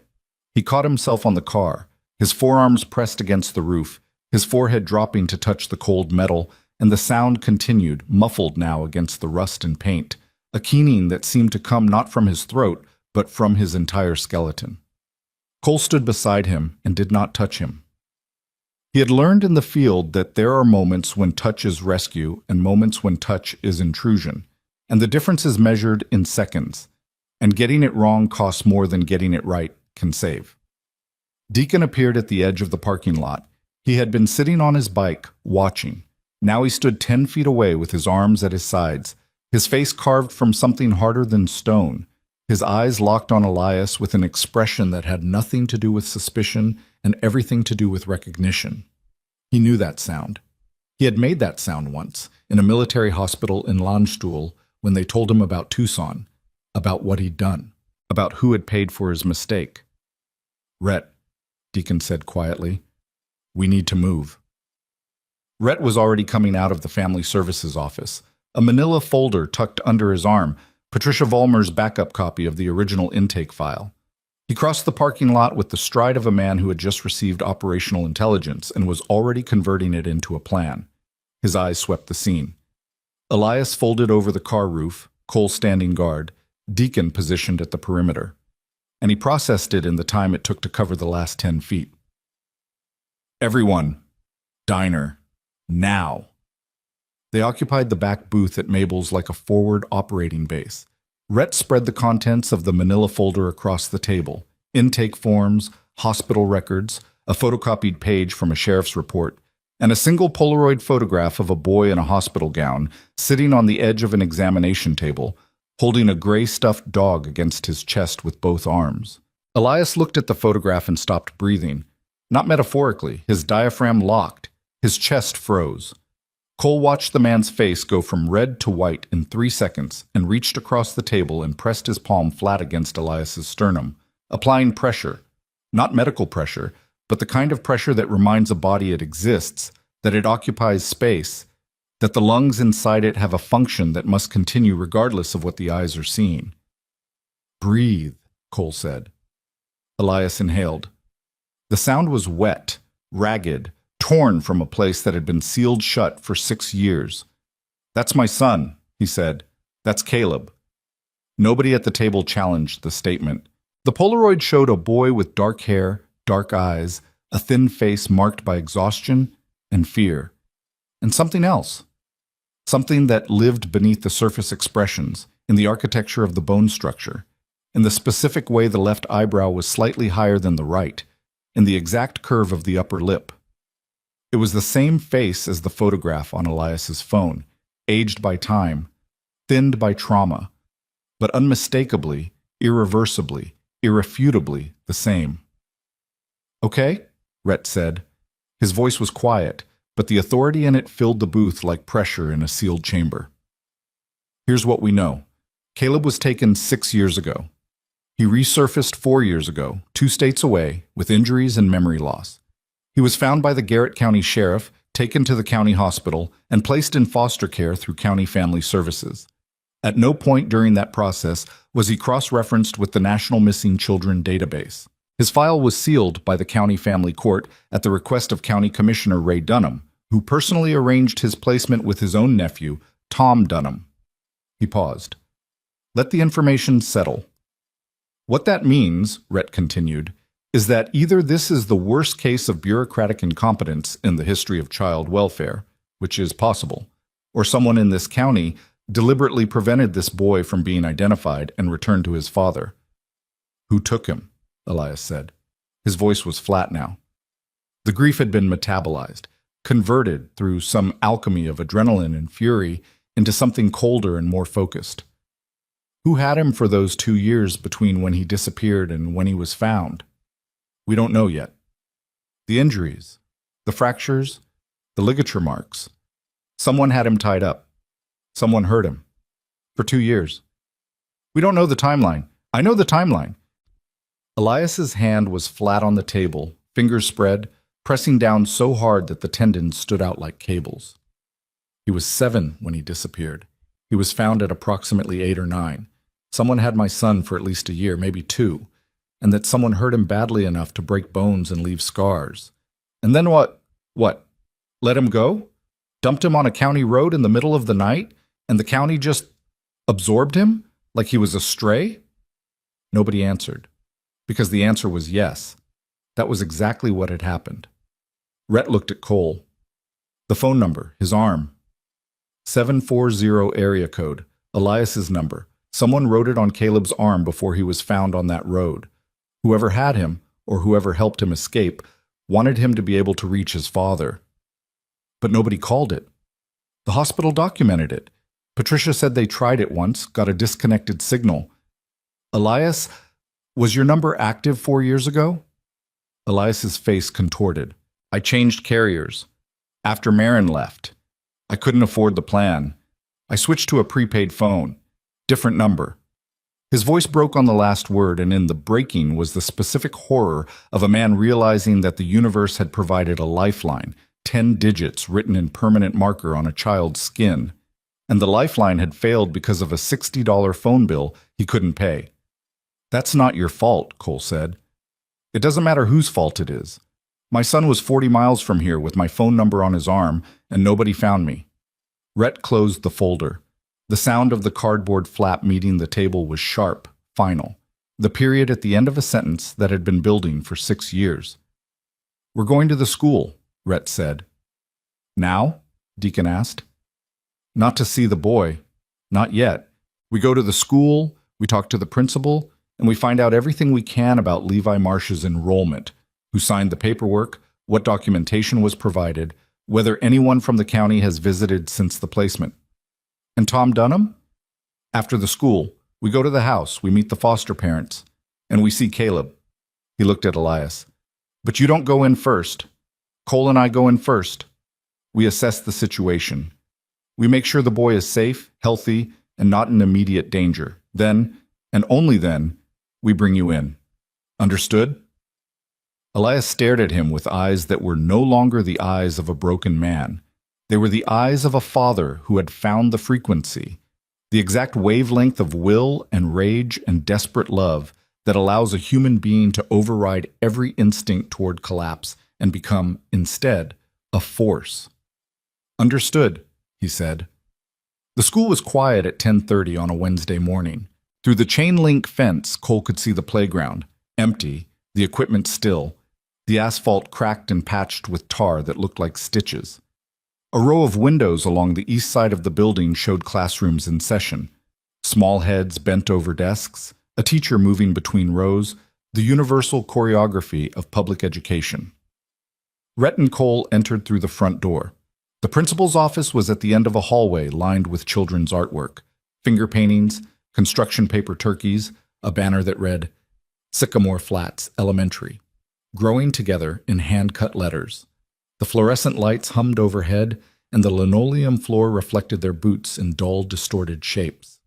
The principal was a woman named Helen Greer, mid-50s, thin, wire-rimmed glasses, the kind of face that had seen enough school-year crises to have developed a permanent expression of measured patience. She looked at Rhett and Cole standing in her doorway, two men in leather jackets and heavy boots, scarred and tattooed and carrying the specific energy of people who had not come to discuss fundraising. And she did not flinch. "Can I help you?" "Ma'am," Rhett said. He removed his sunglasses. The gesture was deliberate, an act of disarmament, showing his eyes to signal that what he was about to say was not a threat. "My name is Rhett Maddox. This is Cole Brennan. We're here about one of your students, a boy named Levi Marsh." Something moved behind Helen Greer's eyes. Not fear. Recognition. The specific guilty recognition of someone who has been waiting for a knock on a door they hoped would never come. "Come in," she said. "Close the door." She sat behind her desk and folded her hands, and the first thing she said was not a question. "I always wondered when someone would come asking about that boy." Cole felt the hairs on the back of his neck rise. "Why?" Rhett asked. Helen Greer took off her glasses, cleaned them with the hem of her cardigan, and put them back on. A stalling gesture, buying time against the weight of what she was about to say. "Because he doesn't match his paperwork. He never has. The enrollment forms say he was born in Garrett County. The medical records say he has no prior school history. The foster family, Tom and Carol, they're good to him. I want to be clear about that. They feed him, clothe him, help with his homework. Carol volunteers at the school 3 days a week. They're decent people. But the boy doesn't know things he should know. He didn't know how to ride a bicycle when he enrolled, couldn't balance, couldn't steer. By his second year, he figured it out on his own. He didn't know his own birthday. Carol picked one, March 15th, because they needed a date for the school records. He has nightmares. The teachers hear about them from Carol, screaming in the middle of the night, episodes where he wakes up and doesn't know where he is. And sometimes, not often, maybe 3 or 4 times a year, he says things. What kind of things? Names, places, things that don't match the life he's living here. Helen paused.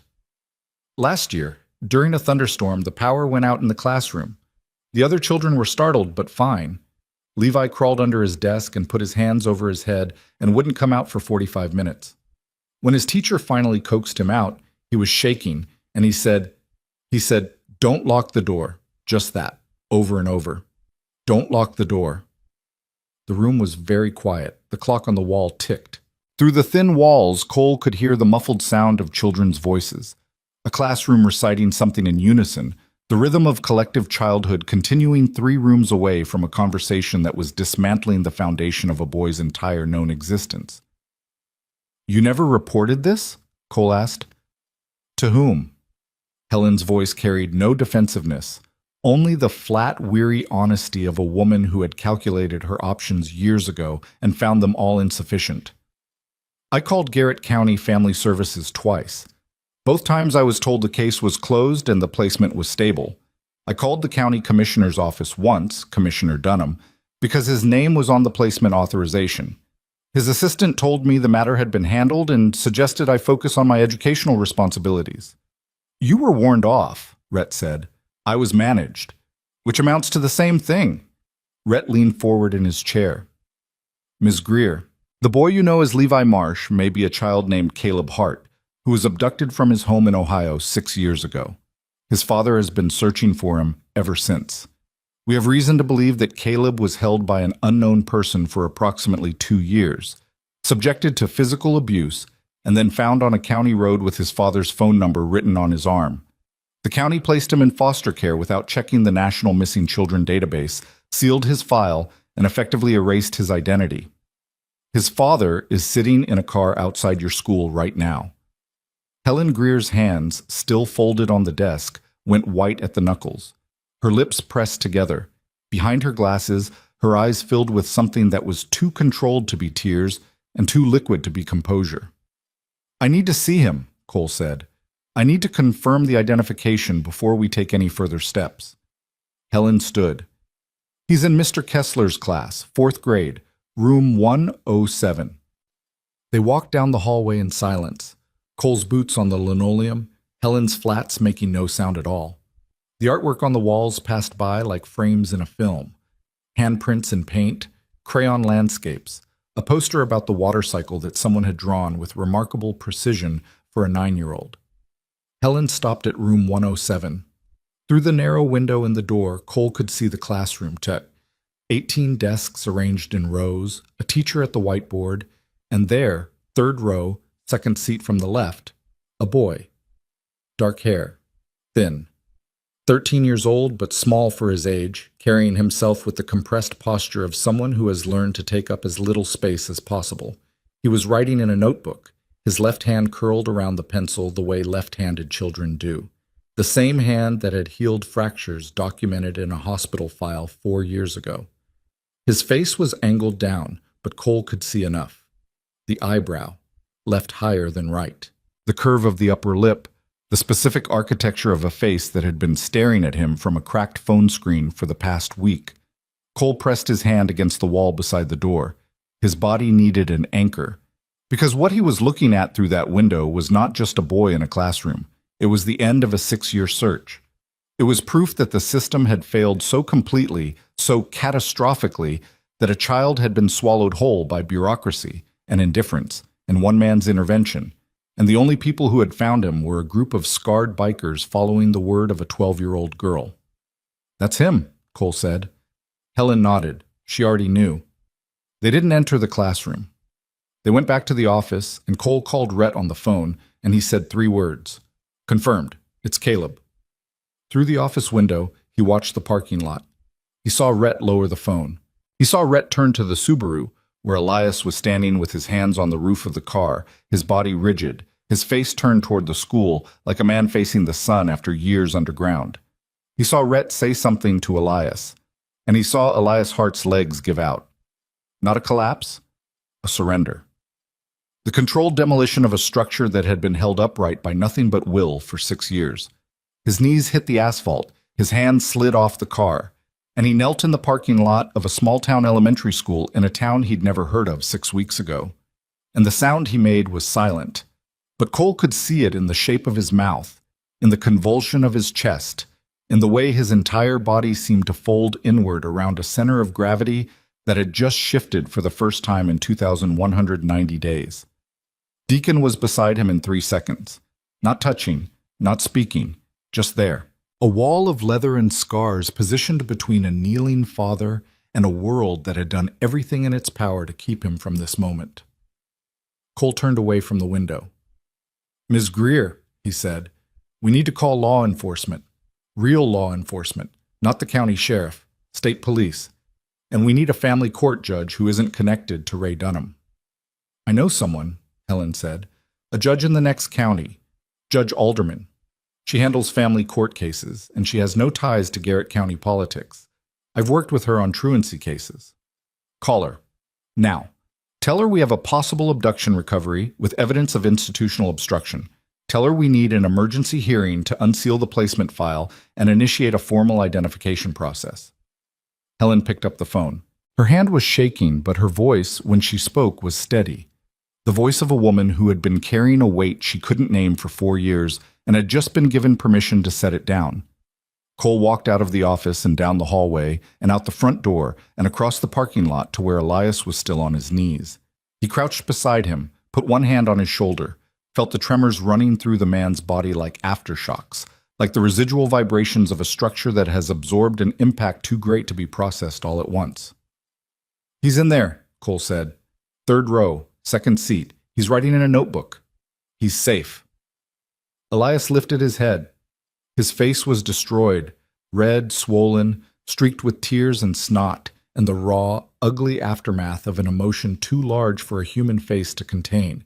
But his eyes were clear, clearer than Cole had ever seen them. The fog of 6 years, the exhaustion, the obsession, the slow erosion of identity that comes from subordinating every aspect of your existence to a single search, was gone. In its place was something that Cole recognized because he had seen it in the eyes of wounded men who had been told they would live. Not joy, not relief. Certainty. "When can I see him?" Elias whispered. "Soon. We need to do this right. There's a judge being contacted. There'll be a hearing, an identification process, DNA, probably. It has to be legal. It has to be airtight, because when we take this to court, and we are taking this to court, nobody is going to be able to undo it.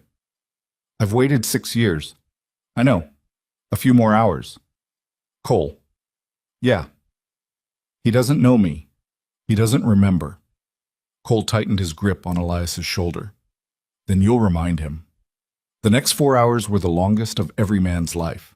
Judge Alderman responded within 30 minutes.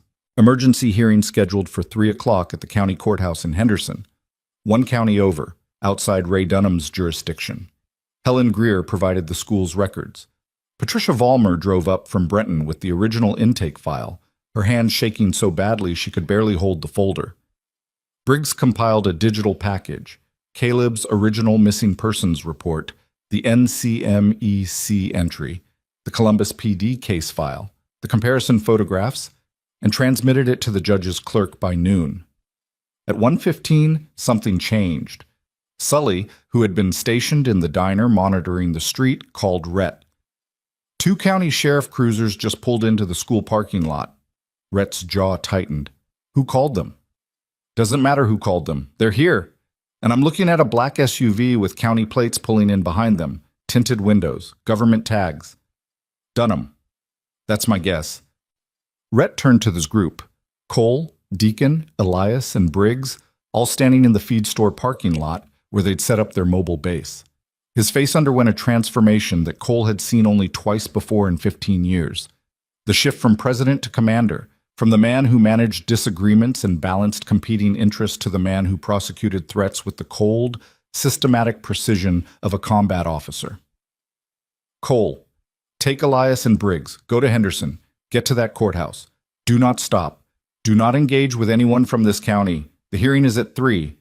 Be there at 2:30 with everything we have." "What about you?" "Deacon, Sully, and I are going to the school." "Rhett, they're not taking that boy. Not today. Not while we're standing." He looked at Deacon. "You good?" Deacon's face was granite. Deacon's cheap bosom. His fists were at his sides, and the tendons in his forearms were visible through the tattoo ink. Still here, like the words themselves were being driven to the surface by the pressure beneath. "I've been good since Tuesday," Deacon said. They split. Cole put Elias in the Subaru's passenger seat. The man was in no condition to drive, and got behind the wheel. Briggs climbed in the back with the laptop. They were on the highway in 3 minutes, heading north toward Henderson, and Cole drove 15 over the speed limit with both hands on the wheel and one eye on the rearview mirror. Behind them, in the school parking lot, Rhett Maddox walked toward 2 sheriff's deputies in a black SUV with his hands visible and his back straight and the full weight of the iron veil behind him. The deputies were young, late 20s, nervous. They had the posture of men who had been given orders they didn't fully understand by someone they couldn't question. Their hands were on their belts, not on their weapons, but close enough to communicate the possibility. The SUV's driver's side door opened, and a man stepped out who looked nothing like a villain and everything like a county commissioner. Mid-60s, silver hair, a navy blue overcoat over a button-down shirt, wire-rimmed glasses. The kind of face that got elected because it looked trustworthy, and stayed elected because it knew which files to seal and which phone calls to make and which questions to leave unanswered. Ray Dunham looked at Rhett Maddox across 10 feet of cracked asphalt, and his expression was not hostile. It was measured, the expression of a man who had been managing situations for 30 years and had never met one he couldn't contain. "Mr. Maddox," he said, "I understand you've been asking questions about one of our foster children." "I have." "I appreciate your concern, but I want to assure you that the child is well cared for, well documented, and under the full protection of Garrett County Family Services. Whatever information you've received, I'm sure it was well-intentioned but incomplete." Rhett studied him. The way a mechanic studies an engine that's making a sound it shouldn't, not with anger, with diagnostic attention. "The boy's name is Caleb Hart," Rhett said. "He was abducted from Columbus, Ohio, 6 years ago. He was found on a county road 4 years ago with injuries consistent with prolonged captivity. He was placed in foster care without being entered into the National Missing Children database. His file was sealed at your request. His father has been searching for him for 6 years. Dunham's face didn't change, not a flicker. The control was impressive and repulsive in equal measure. The composure of a man who had practiced this moment in the mirror, or worse, hadn't needed to. "That's a very serious allegation, Mr. Maddox." "It's not an allegation, it's a fact. And in about 2 hours, a family court judge in Henderson is going to unseal the file and confirm it." Something moved behind Dunham's eyes.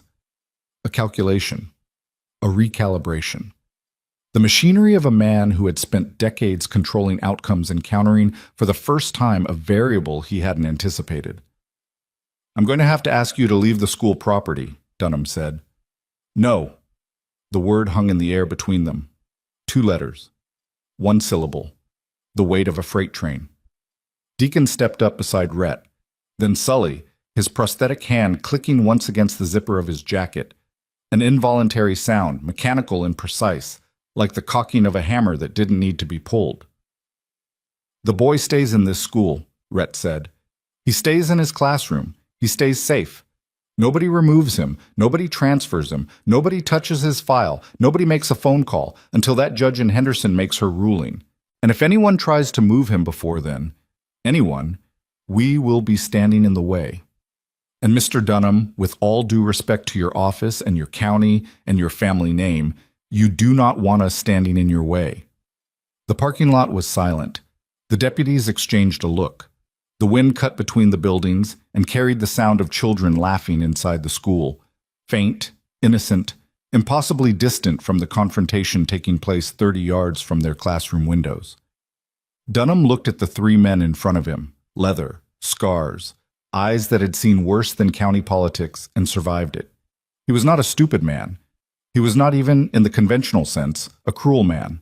He was a man who had made a decision 4 years ago, a decision born from the convergence of family loyalty, institutional power, and the specific moral blindness that allows a person to believe that controlling an outcome is the same as producing a just one. And that decision had just met the wall it was always going to hit. "This isn't over," he said. "No," Rhett said. "It's not. But the part where you're in charge of it, that part is." Dunham got back in his SUV. The deputies followed in their cruisers. The 3 vehicles pulled out of the parking lot in a line, and Rhett watched them go. Standing in the cold with Deacon and Sully on either side of him, three scarred sentinels guarding a door that a county commissioner had just learned he could no longer close. Inside the school, in room 107, a boy named Levi Marsh, a boy who had once been Caleb Hart, who had once ridden a red bicycle in a yard in Ohio, who had once carried a stuffed dog named Captain and smiled with a gap between his teeth, put down his pencil and looked toward the window. He couldn't see the parking lot from his desk, but something in him stirred, a vibration, a frequency. The faintest echo of a voice he couldn't place, singing badly during a long drive on a summer afternoon, the windows down, the wind in his hair, and a feeling, warm, safe, unnameable, that he had been chasing in his dreams for as long as he could remember. He didn't know what it was, but for the first time in 4 years, he didn't push it away. He let it stay. And 60 miles north, on a highway cutting through frozen farmland, Elias Hart sat in the passenger seat of his own car with his son's photograph pressed against his chest, and his eyes fixed on the road ahead, and he was not searching anymore. He was arriving. The Henderson County Courthouse was a limestone building that looked like it had been arguing with the weather for 100 years and winning. 3 stories, arched windows, a set of stone steps worn concave by generations of feet carrying the weight of things that couldn't be settled anywhere else. Cole pulled the Subaru into the parking lot at 2:27, 3 minutes ahead of schedule, and killed the engine. Elias hadn't spoken since the highway. He sat in the passenger seat with the photograph still pressed against his chest, his eyes open but directed inward, processing something so vast and so dense that the external world had become irrelevant. His breathing was steady now, not calm, but regulated, the respiratory pattern of a man who had found a gear between panic and paralysis and was holding it through sheer mechanical will. Briggs was already out of the car, laptop bag over his shoulder, moving toward the courthouse entrance with the focused, stutterless efficiency that emerged whenever the mission was clear. He had the documents organized in a sequence he'd rehearsed 3 times on the drive. Caleb's original missing persons report, the NCMEC entry, the Columbus PD case file, Patricia Vollmer's intake records, the hospital documentation, the phone number, the photographs. A chain of evidence that linked a boy on a red bicycle in Ohio to a boy in a classroom in Sycamore Flats, and between those 2 boys, a gulf of institutional failure so wide it could swallow a county whole. Cole turned to Elias. "You ready?" "No." "Good. Nobody who's ready for something like this should be trusted." They walked up the limestone steps together. Cole's boots struck each one with the deliberate rhythm of a man approaching a threshold he knew he couldn't retreat from. Elias walked beside him in sneakers that made no sound at all, his body moving with the silent, weightless gait of someone who had shed everything non-essential: pride, self-consciousness, the social reflexes that govern how a person presents themselves in public spaces, and was operating now on the irreducible minimum of what it takes to put one foot in front of the other. The courtroom was small, wood-paneled walls, a judge's bench elevated on a platform that added exactly enough height to communicate authority without arrogance. 2 tables facing the bench, separated by an aisle that felt wider than it was. A bailiff standing by the side door with the posture of a man who had been told this hearing was unusual and had adjusted his attention accordingly.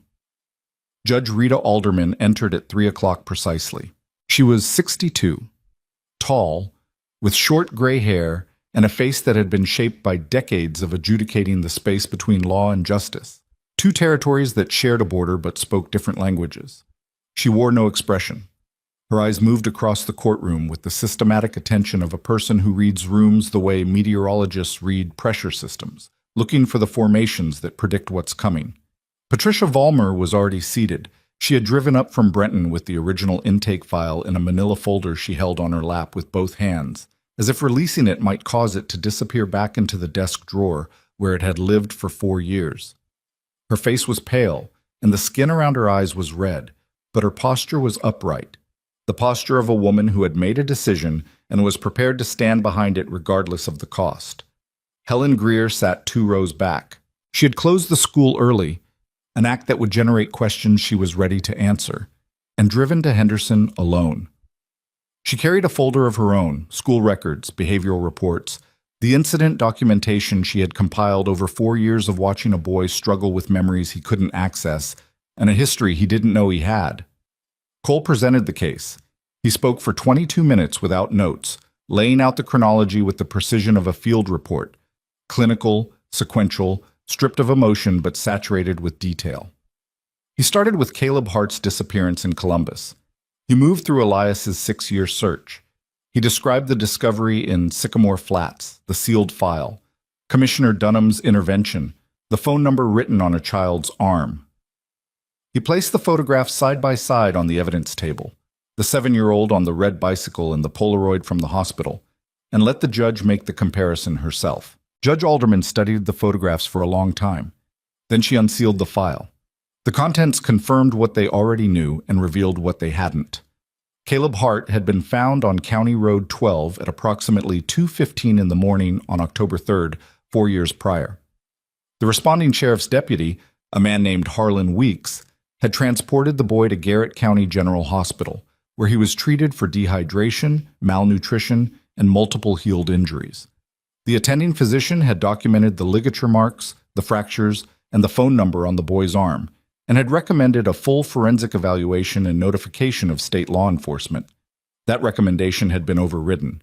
A handwritten note in the margin of the physician's report, initialed RD, dated the following morning, read, "Family Services will handle intake. No further escalation required." Ray Dunham had intervened within hours of Caleb's arrival at the hospital.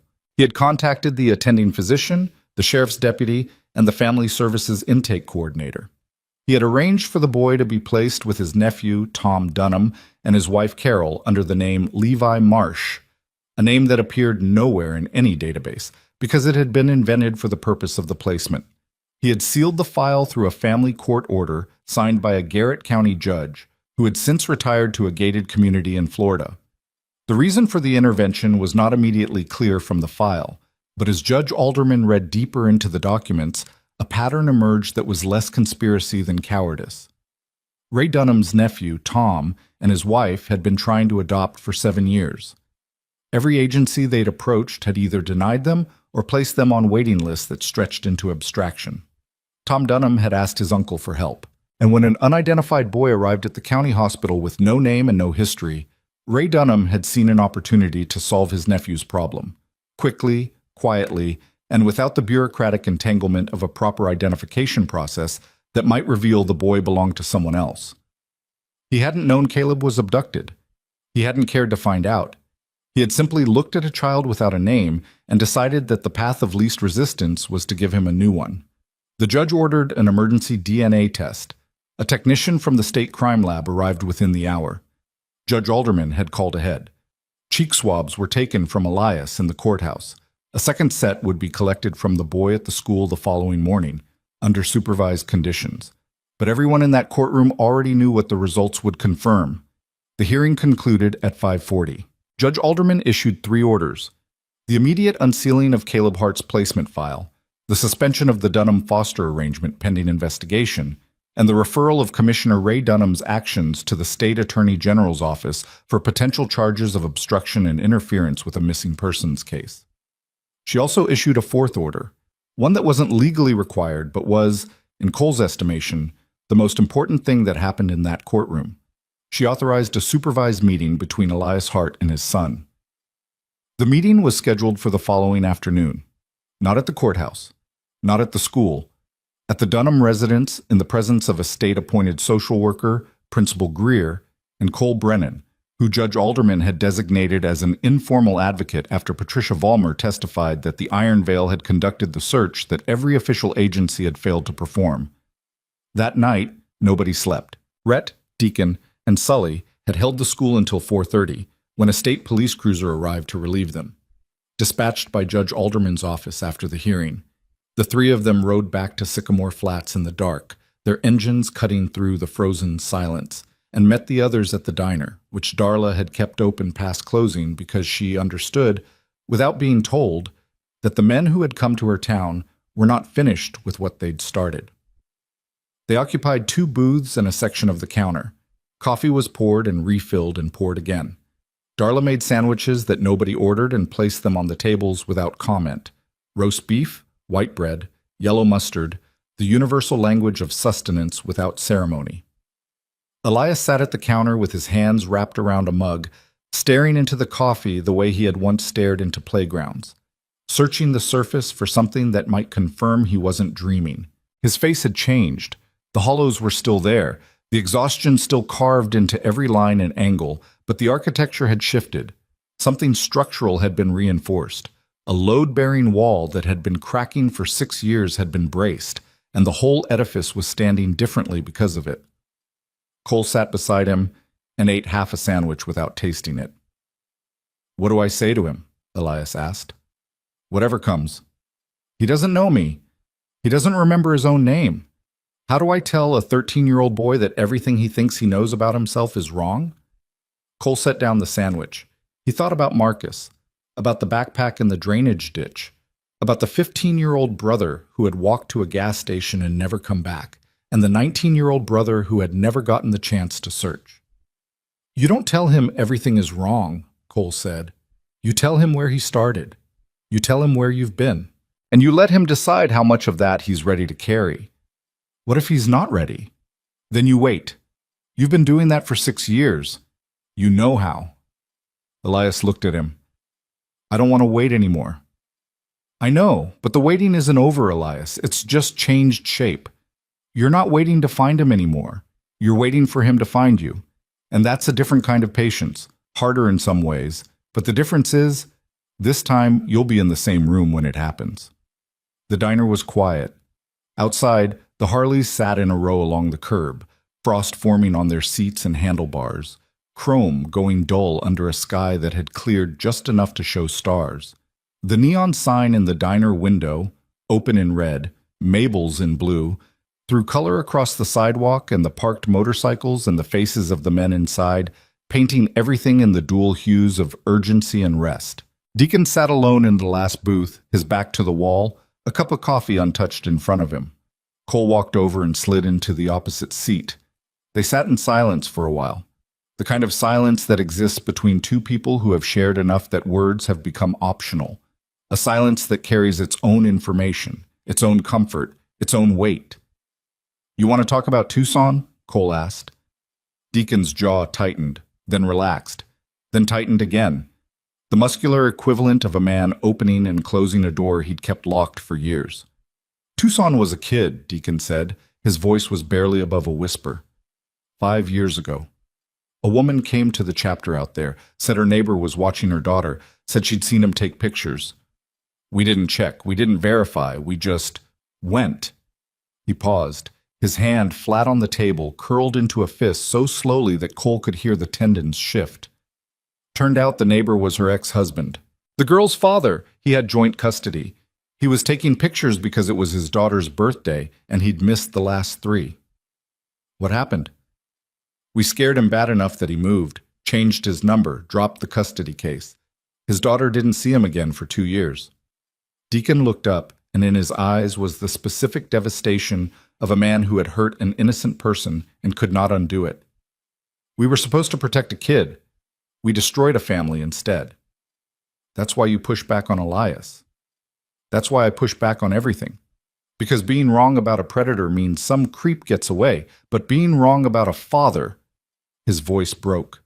He covered it by picking up the coffee cup and drinking, and when he set it down, the break was sealed, hidden behind the same granite exterior that the world saw. But Cole had heard it, and hearing it was enough. "This one's different," Cole said. "This one's different," Deacon agreed. "But it only happened right because we did it right. Because Rhett made us wait. Because you sat on that bench and listened instead of acted. Because a 12-year-old girl walked into a clubhouse and told the truth." Deacon almost smiled. Almost. The muscles engaged, the corners of his mouth shifted, but the expression stopped just short of completion, a gesture interrupted by the weight of a man who didn't smile easily and wasn't going to start now just because the ending looked like it might not be a disaster. "Yeah," he said. "Because of Kenzie." The next afternoon at 2 o'clock, Elias Hart walked into the living room of a small house on Maple Street in Sycamore Flats and saw his son for the first time in 6 years. The house was modest, clean, a couch with a crocheted blanket draped over the arm, a bookshelf filled with children's books and a few paperback novels, a kitchen visible through an archway where a coffee maker sat on the counter next to a ceramic cookie jar shaped like an owl. The walls held framed photographs, a boy at a school picnic, a boy holding a fish, a boy standing in a garden with dirt on his knees and a grin that almost reached his eyes.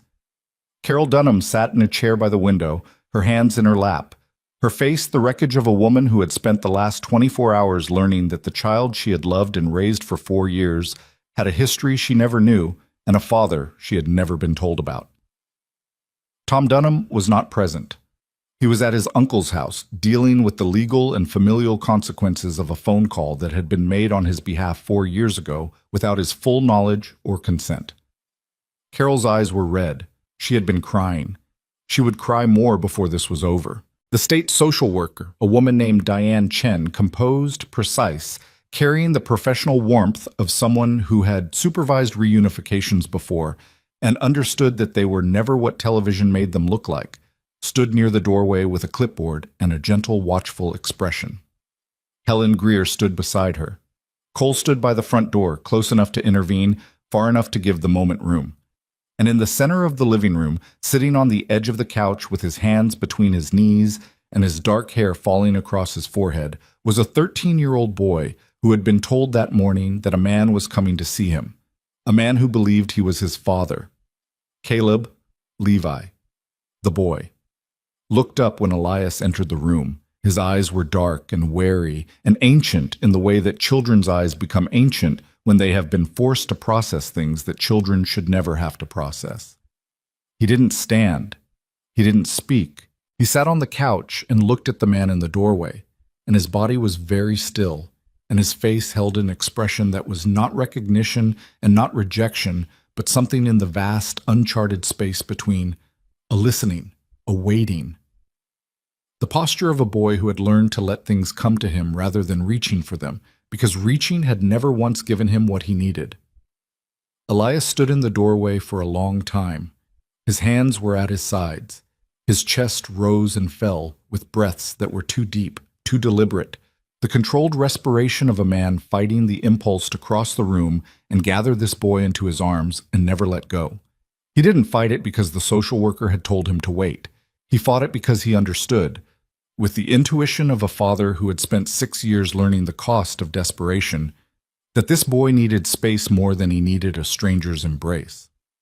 "Hi," Elias said.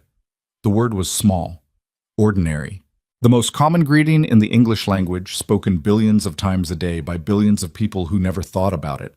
But Elias said it the way a man says the first word after years of silence, carefully, reverently, as if the syllable itself was fragile and might shatter if he pushed too much air behind it. "Hi," the boy said. Diane Chen gestured to a chair. Elias sat. The chair was 4 feet from the couch, close enough to see the details of his son's face, the left eyebrow slightly higher than the right, the exact curve of the upper lip, the scar on the wrist that was visible below the cuff of his sweatshirt, far enough that the boy didn't lean away. "My name is Elias," he said. "I came a long way to meet you." The boy studied him. The scrutiny was intense, unchildlike, the gaze of a person who had been lied to by systems and circumstance and was not inclined to trust easily. "They told me you think I'm your son." "I don't think it. I know it." "How?" Elias reached into his jacket and pulled out his phone. He opened the photograph. The cracked screen, the brightness turned all the way up, the image of a 7-year-old boy on a red bicycle with a gap-toothed grin and a gray stuffed dog clutched against his chest. He held it out. The boy looked at the photograph, and something happened in his face that Cole, standing by the door, would remember for the rest of his life. It was not dramatic. It was not cinematic. There was no gasp, no tears, no sudden flood of recovered memory. It was smaller than that, more profound, a micro-expression, a shifting of the muscles around the eyes, a slight parting of the lips, a barely perceptible tilt of the head, that communicated something happening at a level beneath conscious awareness. A vibration, a frequency being matched by a receiver that didn't know it had been searching for the signal. "Captain," the boy whispered. Elias's breath caught. The dog. His name is Captain. You remember? I don't I don't remember. Remember? But I know his name. I've always known his name. The boy's hands had come up from between his knees and were gripping the edge of the couch cushion, and his voice had changed, younger, thinner, the voice of a child surfacing inside a teenager's body. He's in my room. Carol got me other stuffed animals, but I keep him. He only has one ear. He lost it when you were 4, Elias said. You were eating peanut butter toast and you set him on the table, and the dog, our real dog, Biscuit, grabbed him and shook him. Your mom sewed the ear back on twice, but it kept falling off, and eventually you said he looked tougher without it. The boy stared at him. The wariness was still there, but it was being crowded now by something else. A pressure building behind his eyes, behind his ribs, in the place where memory lives when it can't be accessed by the conscious mind. The place where the body stores what the brain is buried. You used to sing in the car, the boy said. The words came out slowly, pulled from a depth that surprised him. Bad. You sang really bad. Elias laughed. The sound was broken and wet and beautiful. A human sound. The sound of a man cracking open after 6 years of being welded shut. I'm terrible, he said. Always have been. Your mom used to make me stop. But you didn't stop. No, I never stopped. The boy looked at the photograph again. Then he looked at Elias. And the distance between the couch and the chair, 4 feet of carpet and air and 6 years of separation, began to feel less like a gap and more like a bridge that neither of them had to cross all at once. I don't remember everything, the boy said. I don't remember what happened to me. I don't remember how I got here. But I think I remember, a yard, and a fence, and a tree that turned colors. A maple, Elias said, in the backyard. It turned red every October. The boy nodded. His chin trembled. His hands released the couch cushion and went to his face, covering his eyes. And the sound he made was not crying. It was the sound of a door opening that had been locked so long the hinges had rusted, a grinding, reluctant, necessary release. Carol Dunham stood up from her chair by the window and left the room. She walked into the kitchen and stood at the counter and wept silently with her hand over her mouth, and Helen Greer followed her and stood beside her and said nothing, because there was nothing to say to a woman who had just learned that the boy she loved had a father who loved him first. Cole watched from the door. He didn't move. He didn't speak. He stood with his back against the frame and his arms at his sides, and he watched a father and a son sit 4 feet apart in a living room in a small town and begin the slow, painstaking, uncertain work of recognizing each other. It would take time, months, maybe years. The DNA results would come back in 72 hours and confirm what the photographs and the stuffed dog and the maple tree had already established. The state attorney general would open an investigation into Ray Dunham's actions. Tom and Carol Dunham would cooperate fully. They had not known the truth of the boy's origin, and their grief at discovering it was genuine and deep. A custody transition plan would be developed, supervised by Diane Chen's office, that would move Caleb gradually from the only home he remembered into a new life with the father he was just beginning to recall. But that was later. That was the machinery of systems functioning the way they were supposed to, slowly, imperfectly, but finally in the right direction. Right now, in this room, the only thing that mattered was a 13-year-old boy looking at a cracked phone screen and remembering the name of a stuffed dog he had carried through the worst years of his life without knowing why. Outside, the Iron Veil waited. They sat on their motorcycles in the street, engines off, helmets resting on fuel tanks. Red at the center, Deacon to his left, Sully to his right, Briggs behind them, his laptop closed for the first time in days. Wren and Hobbs, the silent brothers, bookending the formation like parentheses around a statement that didn't need to be spoken. They didn't talk. They didn't need to. They sat in the cold December air and watched the house on Maple Street, and the light in the living room window was warm and yellow and steady. And inside that light, a story that had started in a park and passed through a clubhouse and traveled across state lines and county courthouses, and the full breadth of a system's failure was reaching its quiet, imperfect, human conclusion. 3 weeks later, on a Saturday morning in early January, Kenzie Mercer walked into the Iron Vale clubhouse with muddy sneakers and a report card she wanted to show Sully. She stopped in the doorway because there was someone new sitting at the long wooden table. A boy. Dark hair, thin. Holding a mug of hot chocolate with both hands the way someone holds something precious. Beside him sat a man with hollow cheeks and bloodshot eyes who looked like he hadn't slept in 6 years but was finally willing to try. Kenzie looked at the boy. The boy looked at Kenzie. "I'm Kenzie," she said. "I'm Caleb," he said, then quieter. "I think. I'm still figuring it out." "That's okay. I'm still figuring stuff out too." She sat down across from him and pulled out a report card, and within 5 minutes they were talking. About school, about the class hamster, about the fact that Kenzie's math teacher gave too much homework, and Caleb's old teacher in Sycamore Flats had let them have extra recess on Fridays. The conversation was ordinary, unremarkable, the kind of exchange that happens between children every day in every town, carrying no weight and all the weight in the world, because ordinary was the one thing Caleb Hart hadn't been allowed to be for 6 years. And Kenzie Mercer, who had started this entire chain of events by walking through a door and telling the truth, was giving it to him now without knowing she was giving him anything at all. Rhett watched from the bar. Cole watched from the corner. Deacon stood by the window with his arms crossed and his jaw set and his eyes fixed on the two children at the table with an expression that, if you didn't know him, you might mistake for anger. But Cole knew him. And what he saw on Deacon's face was not anger. It was the look of a man watching the scales balance. Tucson on one side, Sycamore Flats on the other. The weight shifting, not erasing the past, never erasing it, but adding something to the other side that made the structure hold. Sully came in from the parking lot with a bag of groceries, eggs, bread, bacon, orange juice. He set it on the bar and looked at the two kids at the table and the father sitting beside them, and he said to nobody in particular, "I'm making breakfast. Anyone who wants some better, have clean hands." Kenzie held up her muddy fingers. Caleb held up his clean, thin, the scar on his wrist visible in the yellow light. "Close enough," Sully said. He disappeared into the back room that served as the clubhouse kitchen, and within minutes the smell of bacon and coffee filled the space. The real, grounding, irreducible smell of a meal being made for people who were present, who were accounted for, who were exactly where they were supposed to be.